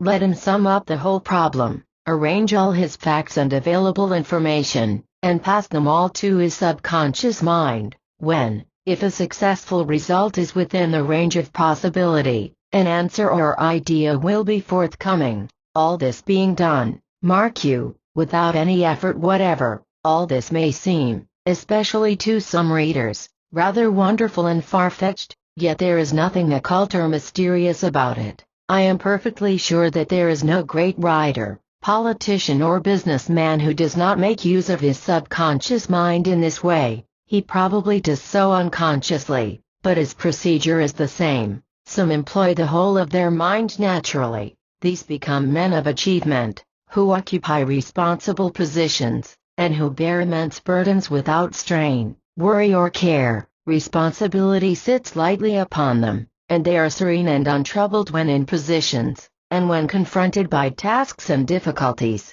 such as would drive an ordinary individual out of his mind. Such men develop their powers of attention and concentration. Anyone who is in earnest can do this to a very high degree. They are at great pains to get to the root of a problem, and obtain all the available data possible. But, after that, it is their subconscious mind that does all the work, and which arrives at a decision. While it comes natural to a few to use their subconscious mind in the correct way, the majority of people find themselves unable to do so. Such, however, can acquire the art by training. First, it is necessary to learn thought control, so as to be able to take up a problem or dismiss it entirely from the mind at will. When a problem is passed on to the subconscious to be worked out, the subject must be dismissed entirely from the conscious mind. The problem must not be worried over, nor the thoughts allowed to dwell upon it. It must be left entirely to the subconscious. Second, every possible detail and information connected with the problem must be grasped by the conscious mind, and the whole matter, pro and con, visualized before being passed to the subconscious. It will be seen, then, that thought control of a high order is necessary, also powers of attention and concentration. These can all be developed by anyone who is really in earnest. A good way of starting the use of the subconscious mind is to hold the problem in the mind just as one is going to sleep. There must not, upon any account, be any attempt made to solve the problem or to worry over it. Instead, the main facts of the case, on both sides, must be marshaled, and the case presented to the subconscious mind in much the same way as you would place it before your lawyer. Having done this, dismiss the whole matter to your subconscious mind, and in most cases you will find in the morning that a solution has been arrived at without any effort or fatigue on your part.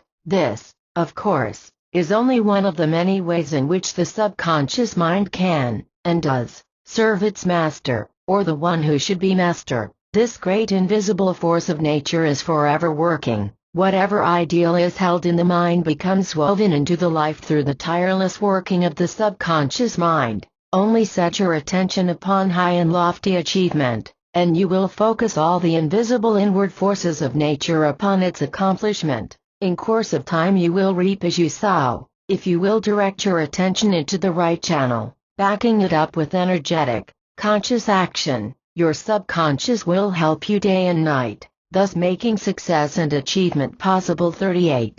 Chapter IXTHE Use of the spiritual or superconscious mind. We have already seen that the subconscious mind, wonderful though it be, is instinctive merely, lacking inspiration and what we call originality. All inspiration comes from the universal mind, via the superconscious. All poets and inspired writers get their inspiration in this way. This higher mind is not recognized by psychologists, but it has long been known to searchers for spiritual truth. What we get from the subconscious is the outcome of facts and knowledge supplied to it. What we get from the superconscious is direct inspiration from higher planes. This higher mind might also be called the mind of illumination, for those who can enter into it become illumined, being able to know the truth and to see things as they really are, and not as they falsely appear to the senses. This limited consciousness in which we live is bounded by our five senses.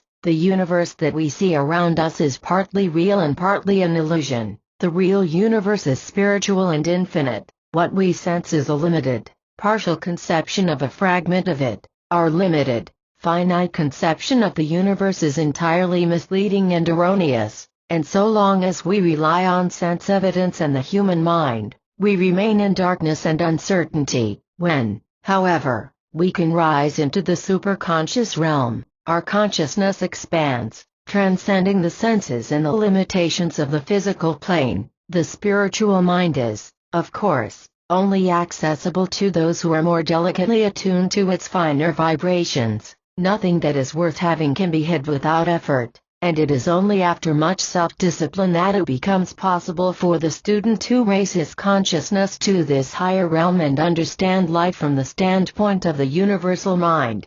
There is nothing, either mystical or psychical, about the use of this higher mind. One who makes use of it becomes spiritually minded, that is all. He does not go into trances, nor need he become clairvoyant. He simply remains a sane, normal individual. With this difference only, he makes use of more of his mind than does the ordinary individual. One who is able to use this higher mind develops that which has been termed the divine quality of originality. If ever a person is to rise above the dead level of mediocrity, it must be through direct inspiration from higher planes, through his superconscious mind. If ever a person is to bring forth a new idea which shall enrich humanity and add to the common good, it must come through the higher mind. One who is properly attuned, becomes, through the superconscious mind, a recipient of knowledge that is above human, and wisdom that is divine. He knows by direct knowing. He becomes wise through an influx of divine wisdom.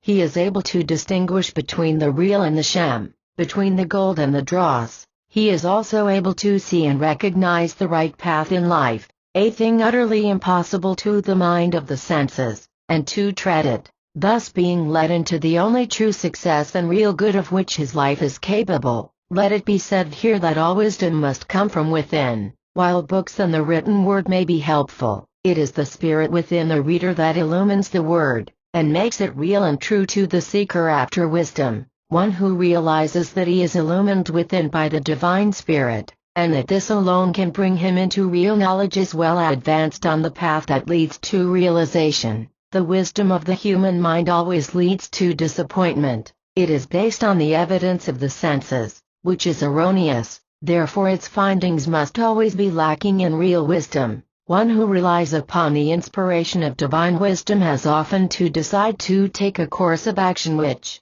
apparently, is opposed to his best interests. Yet, if he follows the inward wisdom, he finds that he is always guided aright, and, later, has cause to be devoutly thankful that he followed the gleam. 40. Chapters: Character Building and the Overcoming of Habit. Character building is the greatest object in life. It has been said that character is the only thing we can take with us when we depart this life. This is perfectly true. Therefore, the object of all religion, not religiousness, mental training and development, should be the building of character. A religion that does not build up character is worthless. Those who think that they can flop through life, avoid, as far as possible, its discipline, make no effort to improve their character, and through believing in a certain creed can miraculously become perfect, simply by dying, are deceiving themselves. We do not become perfect, that is, of a strong and perfect character, either by believing in a creed or through dying,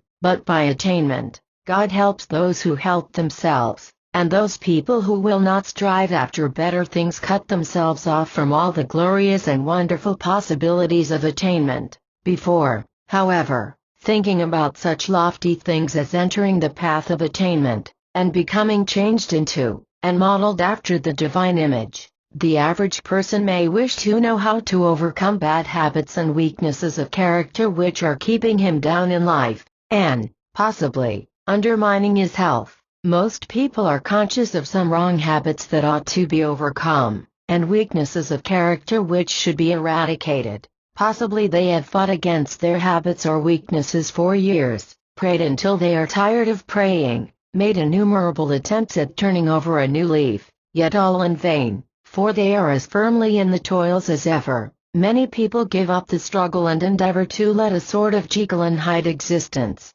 being outwardly a Christian or righteous person, but inwardly something quite different. Yet they find no satisfaction in this dual life, for they know that they are drifting towards an abyss. Yet there is a way of escape that is open to all. The Infinite One has provided man with powers that are apparently unlimited, powers which can be used either to build up the life and character or to destroy them. These powers are those of the subconscious mind. This mind is a reservoir of unlimited, tireless forces, and becomes, if we use it aright, our best friend, or, if we misuse it, our worst enemy. 41. Every time a bad action is indulged in, wonderful changes take place in the nervous system, and energy becomes stored up in certain cells, so as to make it easier to do the wrong act on a future occasion. It is equally true that every time a good action is done, similar changes, but in a reverse direction, take place, that make the doing of the same action easier in the future. This explains the tremendous power of habit. Our body, brain and nervous system become changed, either for the worse or the better, according to the type of action indulged in. We do not yet fully realize what a wonderful adventure life is. We are entrusted with tremendous powers, and by their use or misuse we can either destroy ourselves or build up our character in every possible direction. What a responsibility, yet what a glorious opportunity. In order, however, to find a way of escape from evil habit and weaknesses of character, we must go deeper than actual deeds, for actions are effects of hidden causes. The cause of all action is thought. A thought, someone has said, is an action in the process of being born. It is true that we possess primitive desires and impulses, but these can be transmuted into noble actions and high achievement simply by directing the thoughts and attention to higher and better things. For instance, the powers of sex become transmuted into brain power if the thoughts and attention are completely transferred from sex to intellectual pursuits. If, however, the thoughts are allowed to dwell upon sex or passion, then the kingdom becomes divided against itself, and man begins to drift towards the abyss. The strain of modern life is filling our asylums, yet there are those who can work 15 or even 18 hours a day and thrive on it. Although engaged in severely trying brain work, these have learned to transmute their lower powers into higher. This is not done by means of esoteric or occult practices, but by obeying the divine injunction to set our affections on things above. In other words, to keep our thoughts and attention fixed upon higher and better aims, ambitions and pursuits. It is impossible to overcome bad habits by fighting them, for the more we fight them the stronger they become. The injunction to resist not evil is very applicable to habit. The way of escape is not by fighting evil or wrong habit, no matter what its character may be, but by concentrating upon building a good habit that shall cut the ground from under the feet of the bad one, or by turning the attention to higher and better things. Whatever we fix our attention upon, or whatever it is that we idealize, our subconscious mind endeavors to actualize and make real in our life. By fighting a habit, we direct subconscious attention to it, and this is fatal. If, however, we turn our whole attention to something entirely different and which is higher and better, all the powers of the subconscious are directed towards the production, in the life and body, of the new object of attention. We see, therefore, that we do not have to overcome habit. If we did, our task would be hopeless, for the human will is helpless before the power of the subconscious mind. The subconscious powers can be led by the imagination, but they cannot be coerced by the will. The will must be used not to fight the habit, but in raising and directing the attention to something higher and better. By this means a new habit is formed. The attention of the subconscious mind is taken away from the bad habit, and all its powers directed towards the creation of a new and better one. The subconscious does not care what the habit is. It is indifferent as to whether it is good or bad. It is just as willing to produce a good habit as a bad one. We, each of us, therefore, hold our fate in our own hands. We can, by controlling our thoughts and imagination and by directing our attention to better things, focus all the powers of the subconscious on the building up of good habits. Or, on the other hand, we can, by allowing our thoughts and mental pictures to dwell upon undesirable things and our attention to be directed to low or weak ideals, fall into undesirable habits. The power that produces the habits is the same in each case. It is the way in which this power is directed that is the vital and essential thing. It is very necessary to point out that right thinking and correct use of the imagination must be accompanied by corresponding right action. Many people make use of autosuggestion and expect it to destroy their bad habits and build up better ones, but it never will, or can do so, unaided. Autosuggestion is useless if it is not followed by constructive action. Young people should expend their energies in physical culture and games. Older people should interest themselves in hobbies and intellectual pursuits. It is only advanced students who can control their thoughts so that they can govern their life forces by mental means. Those less advanced, when attacked by evil or weak thoughts, must get up and do something quite different, and thus get their minds off the forbidden subject and interested in the new object of attention. It is a case of directing the desires and life forces into different channels, by controlling the thoughts and attention. Here is seen the value of true religion, for it brings fresh ideals into the life and directs the attention to higher and better things. The writer realizes that a change must take place in the heart of the individual before he can desire these better things. When, however, this change has taken place, the battle has only just begun. For each one has to work out his own salvation. 43. At first, then, most people will find it necessary to do something in order to attract their attention and guide their thoughts to something quite different from the forbidden subject. Later on, however, when they become more advanced in the science of right thinking, they will be able to direct their thoughts into any desired direction. This necessitates constant vigilance. Each thought has to be carefully scrutinized before being allowed to pass the threshold of the mind. By reversing every negative or unworthy or ignoble thought into its opposite, a change is wrought in the brain and nervous system. The cells formerly used for wrong thinking and for the production of wrong action go out of use as new cells are brought into use for the production of right action. This stage leads to one higher still, when it becomes a settled habit to reverse bad thoughts into good ones and perform right actions instead of bad or weak ones. The power of the subconscious mind, which at one time seemed so evil, produces right action more or less automatically. When once the habit of cleaning the teeth is established, there is experienced an uncomfortable feeling until they have been attended to. When once a dirty person has learned to wash himself thoroughly and keep himself decent, he will feel uncomfortable if he gets dirty. The same rule applies in the more important things and habits of life. If those who are in the bondage of habit will only direct their thoughts and attention to the building up of good habits, their old weaknesses will die a natural death. It must not be thought that the victory over lifelong habits is easy. It may seem so at first, but sooner or later temptation will come with added force, which may result in a sad fall. If this should happen, it is most important that too much attention should not be paid to the incident. Instead, the beginner should pick himself up, and,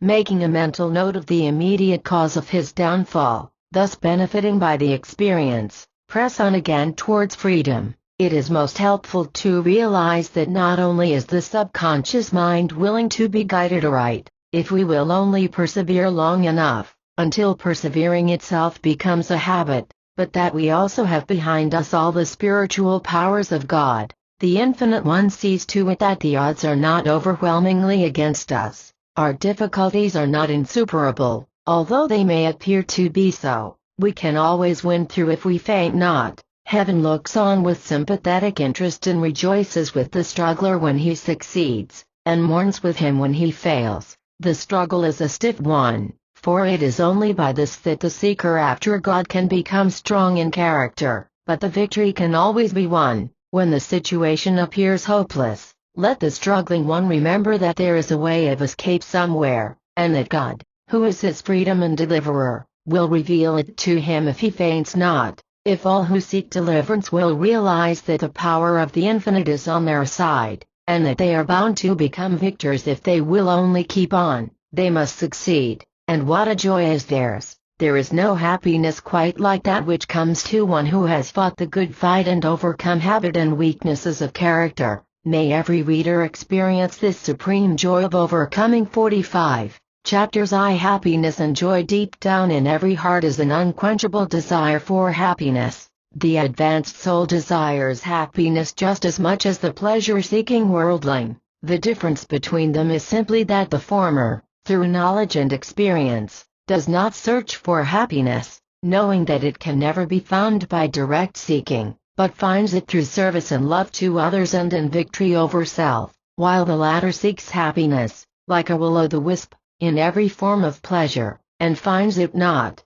Man is never satisfied with his life. He is forever seeking something that is better. Until he learns wisdom, he looks for it in pleasure, in sense gratification of various kinds, in wealth, luxury and possession. The less evolved a man is, the more convinced he is that happiness can be gained in these ways, and the lower are his desires. For instance, those who form what is called the underworld of our cities, seek happiness in vice and debauchery. Those who are more evolved seek pleasure in more refined things, hoping to find happiness in intellectual pursuits, friendships, and in pure human loves. These more evolved types get much more pleasure through the senses than do those who are more elemental, but they are capable also of greater and more acute suffering. They can derive great pleasure from a picture gallery, whereas a savage would see nothing interesting at all. They can also suffer from things which a savage would not be capable of feeling.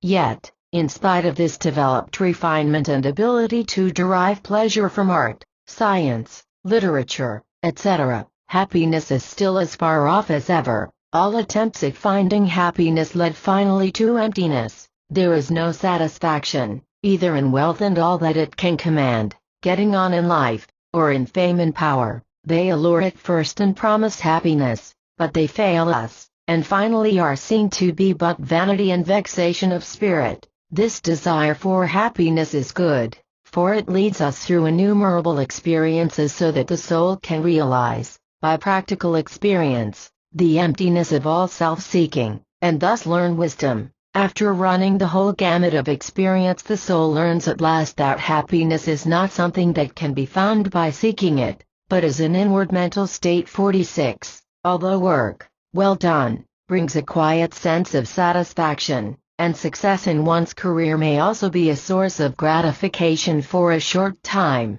yet even these cannot satisfy the deep longing of the soul. Happiness, however, is to be found in service, not if we seek happiness in service, and serve in order to be happy. But if we serve others for the sake of serving, we find the only happiness that will endure and satisfy. One has only to observe the lives of those who are always selfishly seeking and grabbing, who are hard in their dealings, and always looking after number one, in order to see how impossible it is for self-seekers to be happy. It does not matter whether they acquire riches or remain poor, they are equally unhappy. In contrast to this, you have only to go out of your way to do a kind and perfectly disinterested action and experience the glow of sheer happiness that it brings. In order to realize that you are dealing with a law of life that is as sure and unalterable as the law of gravitation, there must be a purpose in life, and this must have for its object the betterment of the lives of others, either few or many. The law of service must be obeyed, otherwise there can be no happiness. This may fill some readers with dismay, for they may be employed in an occupation that apparently does no good to anybody. They may feel that if they were engaged in some noble enterprise for the uplift of humanity, then they could truly serve, but in their present occupation this is impossible. To think thus is very natural, yet the truth is we can all obey the law of service, and can begin now, in our present occupation, no matter what it may be. We have only to do our daily work, not as a task which must be got through, in order to bring us a living, or because it is expected of us that we should work, but as an offering of love to life and the world, in order to come into harmony with the great law of service. Our ideas of values with regard to occupations are altogether erroneous. From the inner wisdom point of view, the scrubbing of a doorstep, if faithfully done in a true spirit of service, is of as much value and real importance as the writing of a deathless poem, or dying for one's country. We can never truthfully say that one act of service is of greater value, or is more important than another. All that the higher law looks at is the motive. Therefore, if your motive is right, you can be engaged in the humblest and, apparently, most useless occupation, and yet be happy because you satisfy the law of service. Another road to happiness is the conquest of the lower nature, the overcoming of weaknesses, the climbing to higher and better things. There is intense happiness in realizing daily that old habits are being overthrown, weak points in the character built up, and an ever-increasing state of liberty and freedom entered into. Thank God, we do not have to remain as we once were, but can progress upwards, indefinitely, for there is no limit to our upward climb. But there is a state that is far higher than happiness, and this is joy. Happiness comes through service and overcoming, but joy comes only to one who realizes his oneness with his divine source. The reality is ineffable joy. Behind this world of shadows is the real, spiritual world of splendor and delight. When the soul, after its immense journey through matter, time and space, at last finds its way back to its divine source, it becomes aware of this intense joy, too great to be described in words. It not only realizes that the reality is joy, and the universe filled, not with groans or sighing, but with the sweet, quiet laughter of freed souls. It also has filled itself with this ineffable joy. What has all this got to do with practical, everyday life? It may be asked. Everything, for the one who possesses this quiet joy can never be defeated in life's battles. He has something within him that can never be quenched and which will lead him from victory to victory. 48. Chapters IVUs and MISUs of mental and spiritual powers. The average individual knows nothing of mental forces, and, although he may suffer from the effects of unconscious wrong thinking, yet he is in no danger of making deliberate misuse of the inner powers. One, however, who has learned how to use these interior forces must be very careful to use them aright, or he will find that the invisible powers of mind and spirit are far more powerful and destructive than dynamite. It is not meant by this that he can blow himself up thereby, but it does mean that he can injure himself, not only in this life, but for ages to come, and, in addition, seriously retard his spiritual evolution. All use of the mind to coerce other people or to influence them by means of suggestion, not for their benefit, but for your advantage, is highly destructive, not to them actually, but to you. On the face of it, it looks an easy road to success and prosperity, but, actually, it leads to failure and poverty. The misuse of the mental powers in this way is really a form of black magic, and the fate of all black magicians is very terrible. Even the use of the mind to coerce other people for their good is not desirable. It never does any real good, although it may seem beneficial for a time, and its use, therefore, is to be deprecated. Healing, so-called, by heterosuggestion, is not permanent, for as soon as the healer ceases to pump suggestion into the patient, the latter begins to relapse into his former state. Far better results accrue if the patient is taught to use auto or self-suggestion for himself. It is seen, then, that the use of the mind to influence others is distinctly harmful if it is used selfishly, and of no real use if used unselfishly. Hypnotism is harmful, no matter which way it is used, and is also detrimental to the patient.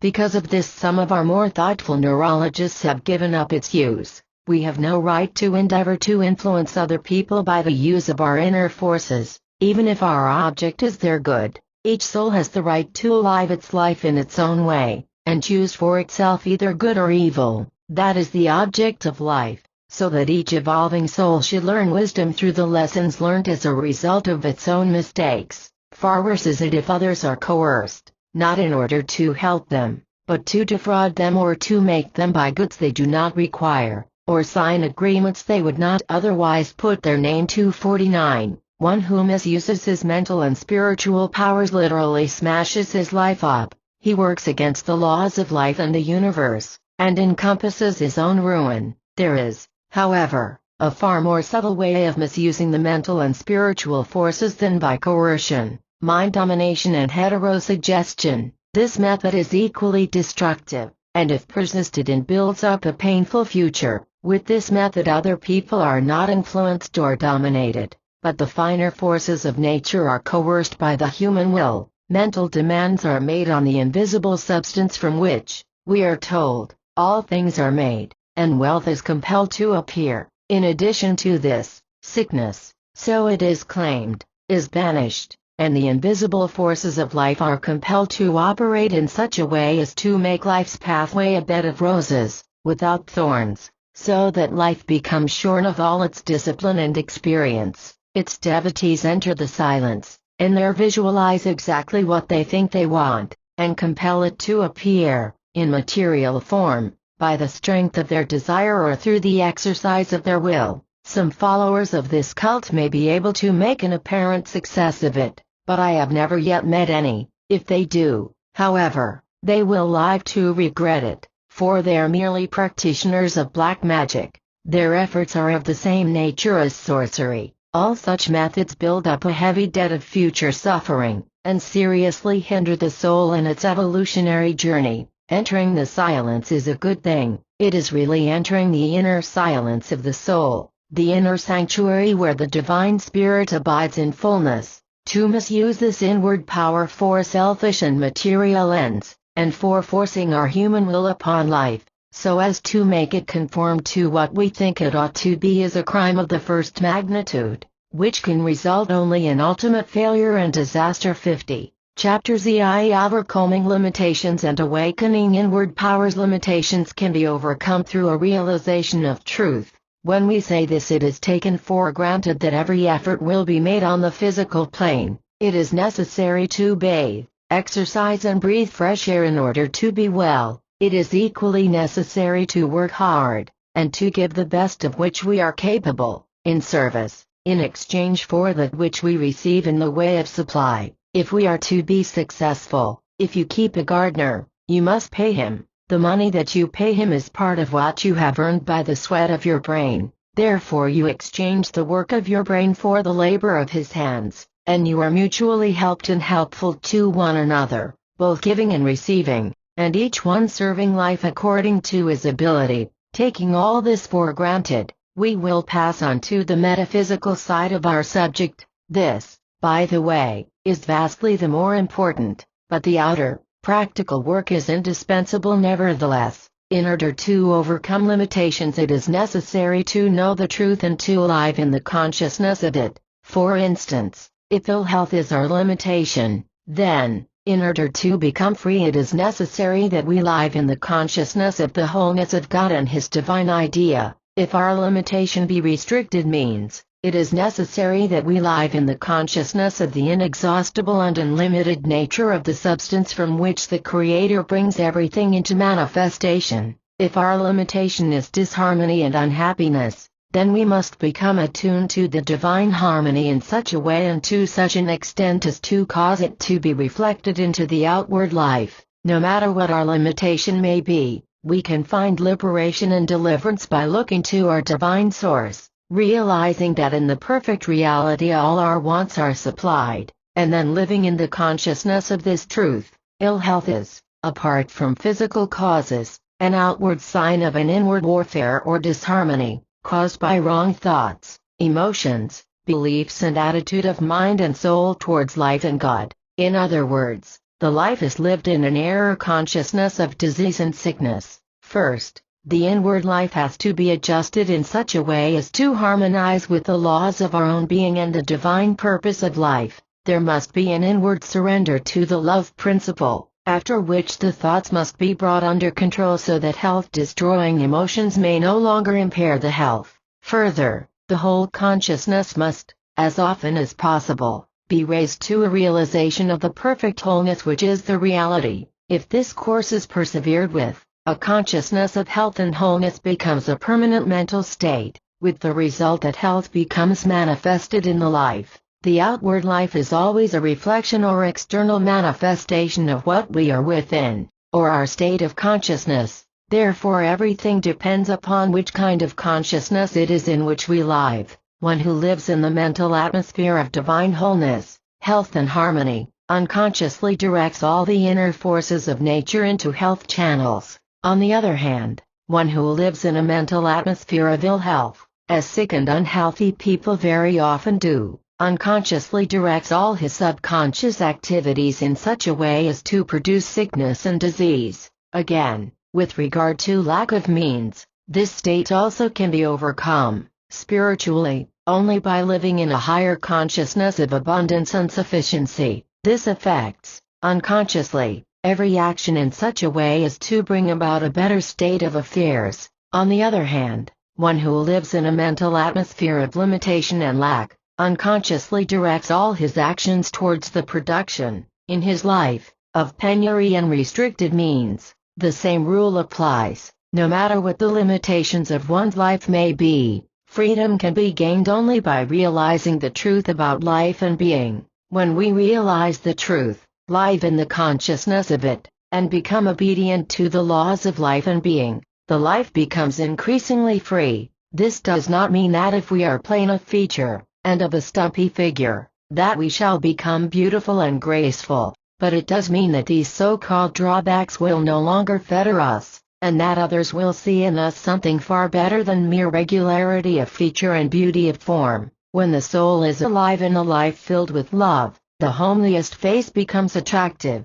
Neither does it mean that we shall not suffer bereavements and sorrows, difficulties and adversities, but it does mean that we shall cease intensifying these things and creating further troubles by taking life's discipline in the wrong spirit. It also means that we shall be able to overcome all life's difficulties and trials, become a conqueror in the strife, and, in so doing, build up character. Thus the storms of life, instead of destroying us, can succeed only in making us stronger. Thus our fate depends not on the storms of life, but upon how we meet them. If we give in to them, or, thinking that they are evil and not a necessary discipline, rebel against them and resist them, then we become shipwrecked on a desolate shore. If, however, we are armed with the knowledge of truth, we can set our sails in such a way as to compel the storms of life actually to help us towards the desired haven. The first step in the direction of knowledge of the truth is right thinking.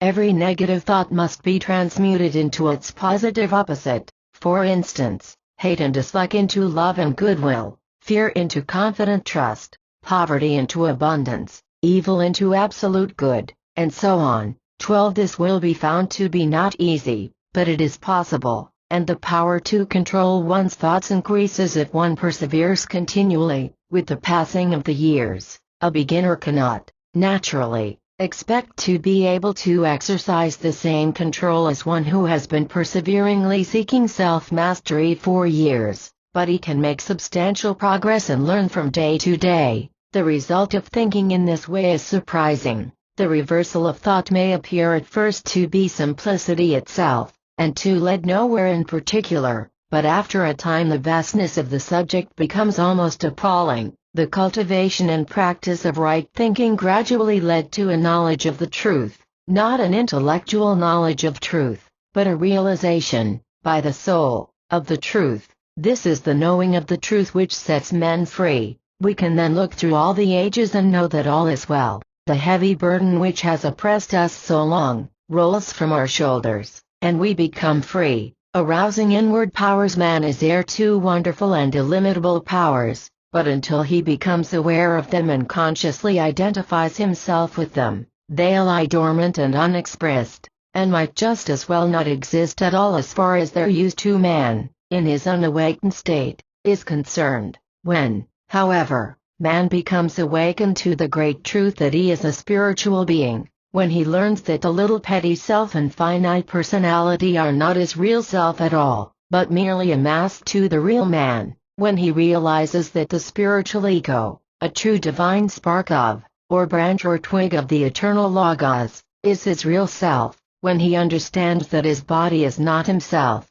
that his mind is not himself, that even his soul is not himself, being but vehicles through which he seeks expression, but that he is spirit, deathless, diseaseless, eternal, forming an integral part of the one spirit and being identical with it, he enters a new life of almost boundless power. 1312. See also The Power of Thought and the Way of Escape, by the same author and publisher. 13 I am the vine, ye are the branches. Jesus. 53. It is unwise to engage in any mystical practices in an attempt to force development and unfoldment. Mystic trances are highly dangerous and are also unnecessary. Psychic experiences and the awakening of psychic centers are also dangerous and lead away from our goal. Breathing exercises, whose object is to awaken inward powers, are highly dangerous and are to be condemned in consequence. The cultivation of negative passivity, such as inhibiting all thought and making oneself quite passive and open to any influence, is also highly dangerous and should be strictly avoided. In place of all these unwise practices, a short time should be set aside each night and also morning, if possible, for getting into touch with reality. You should then endeavor to realize that the body, mind and soul are but vehicles of expression, mere servants of the true self or ego. This will bring about in time, a consciousness of identity with the one eternal Spirit, what Jesus called our Father in heaven. One might proceed after this fashion: my body is not myself, but is merely something that enables me to live this material life and gain experience. My mind is not myself, but merely an instrument which I use and which obeys my will. My soul is not myself, but merely a garment of my spirit. My will is not myself, but is something of which I, the true self, make use, and so on. By this means you gradually approach the great truth which cannot be put into words and which can only become yours through realization or inward spiritual understanding. In addition, one can use a positive statement of truth, reverently, but with full confidence, such as, I am a branch in the true vine. In course of time you will become possessed of a feeling of tremendous and unlimited power and security. This is a great responsibility, for this power must be used only in service and not for selfish purposes. If it is used for the acquisition of wealth and the gaining of temporal power, great disaster will be the inevitable result. Yet, if used aright, it is bound to have a great, though unconscious, influence for good on the life, and for this you are not responsible. Constantly endeavor to serve and bless others. Then, because you do not seek them, crowds of blessings will come into your life unbidden, great happiness being one of the chief. Having found the kingdom of heaven, it will be your experience that all needed good will be added unto you. This power may also be used to strengthen character, to overcome in the conflicts of the soul, and to build up the spiritual body which will be our vehicle of expression in higher realms. The end.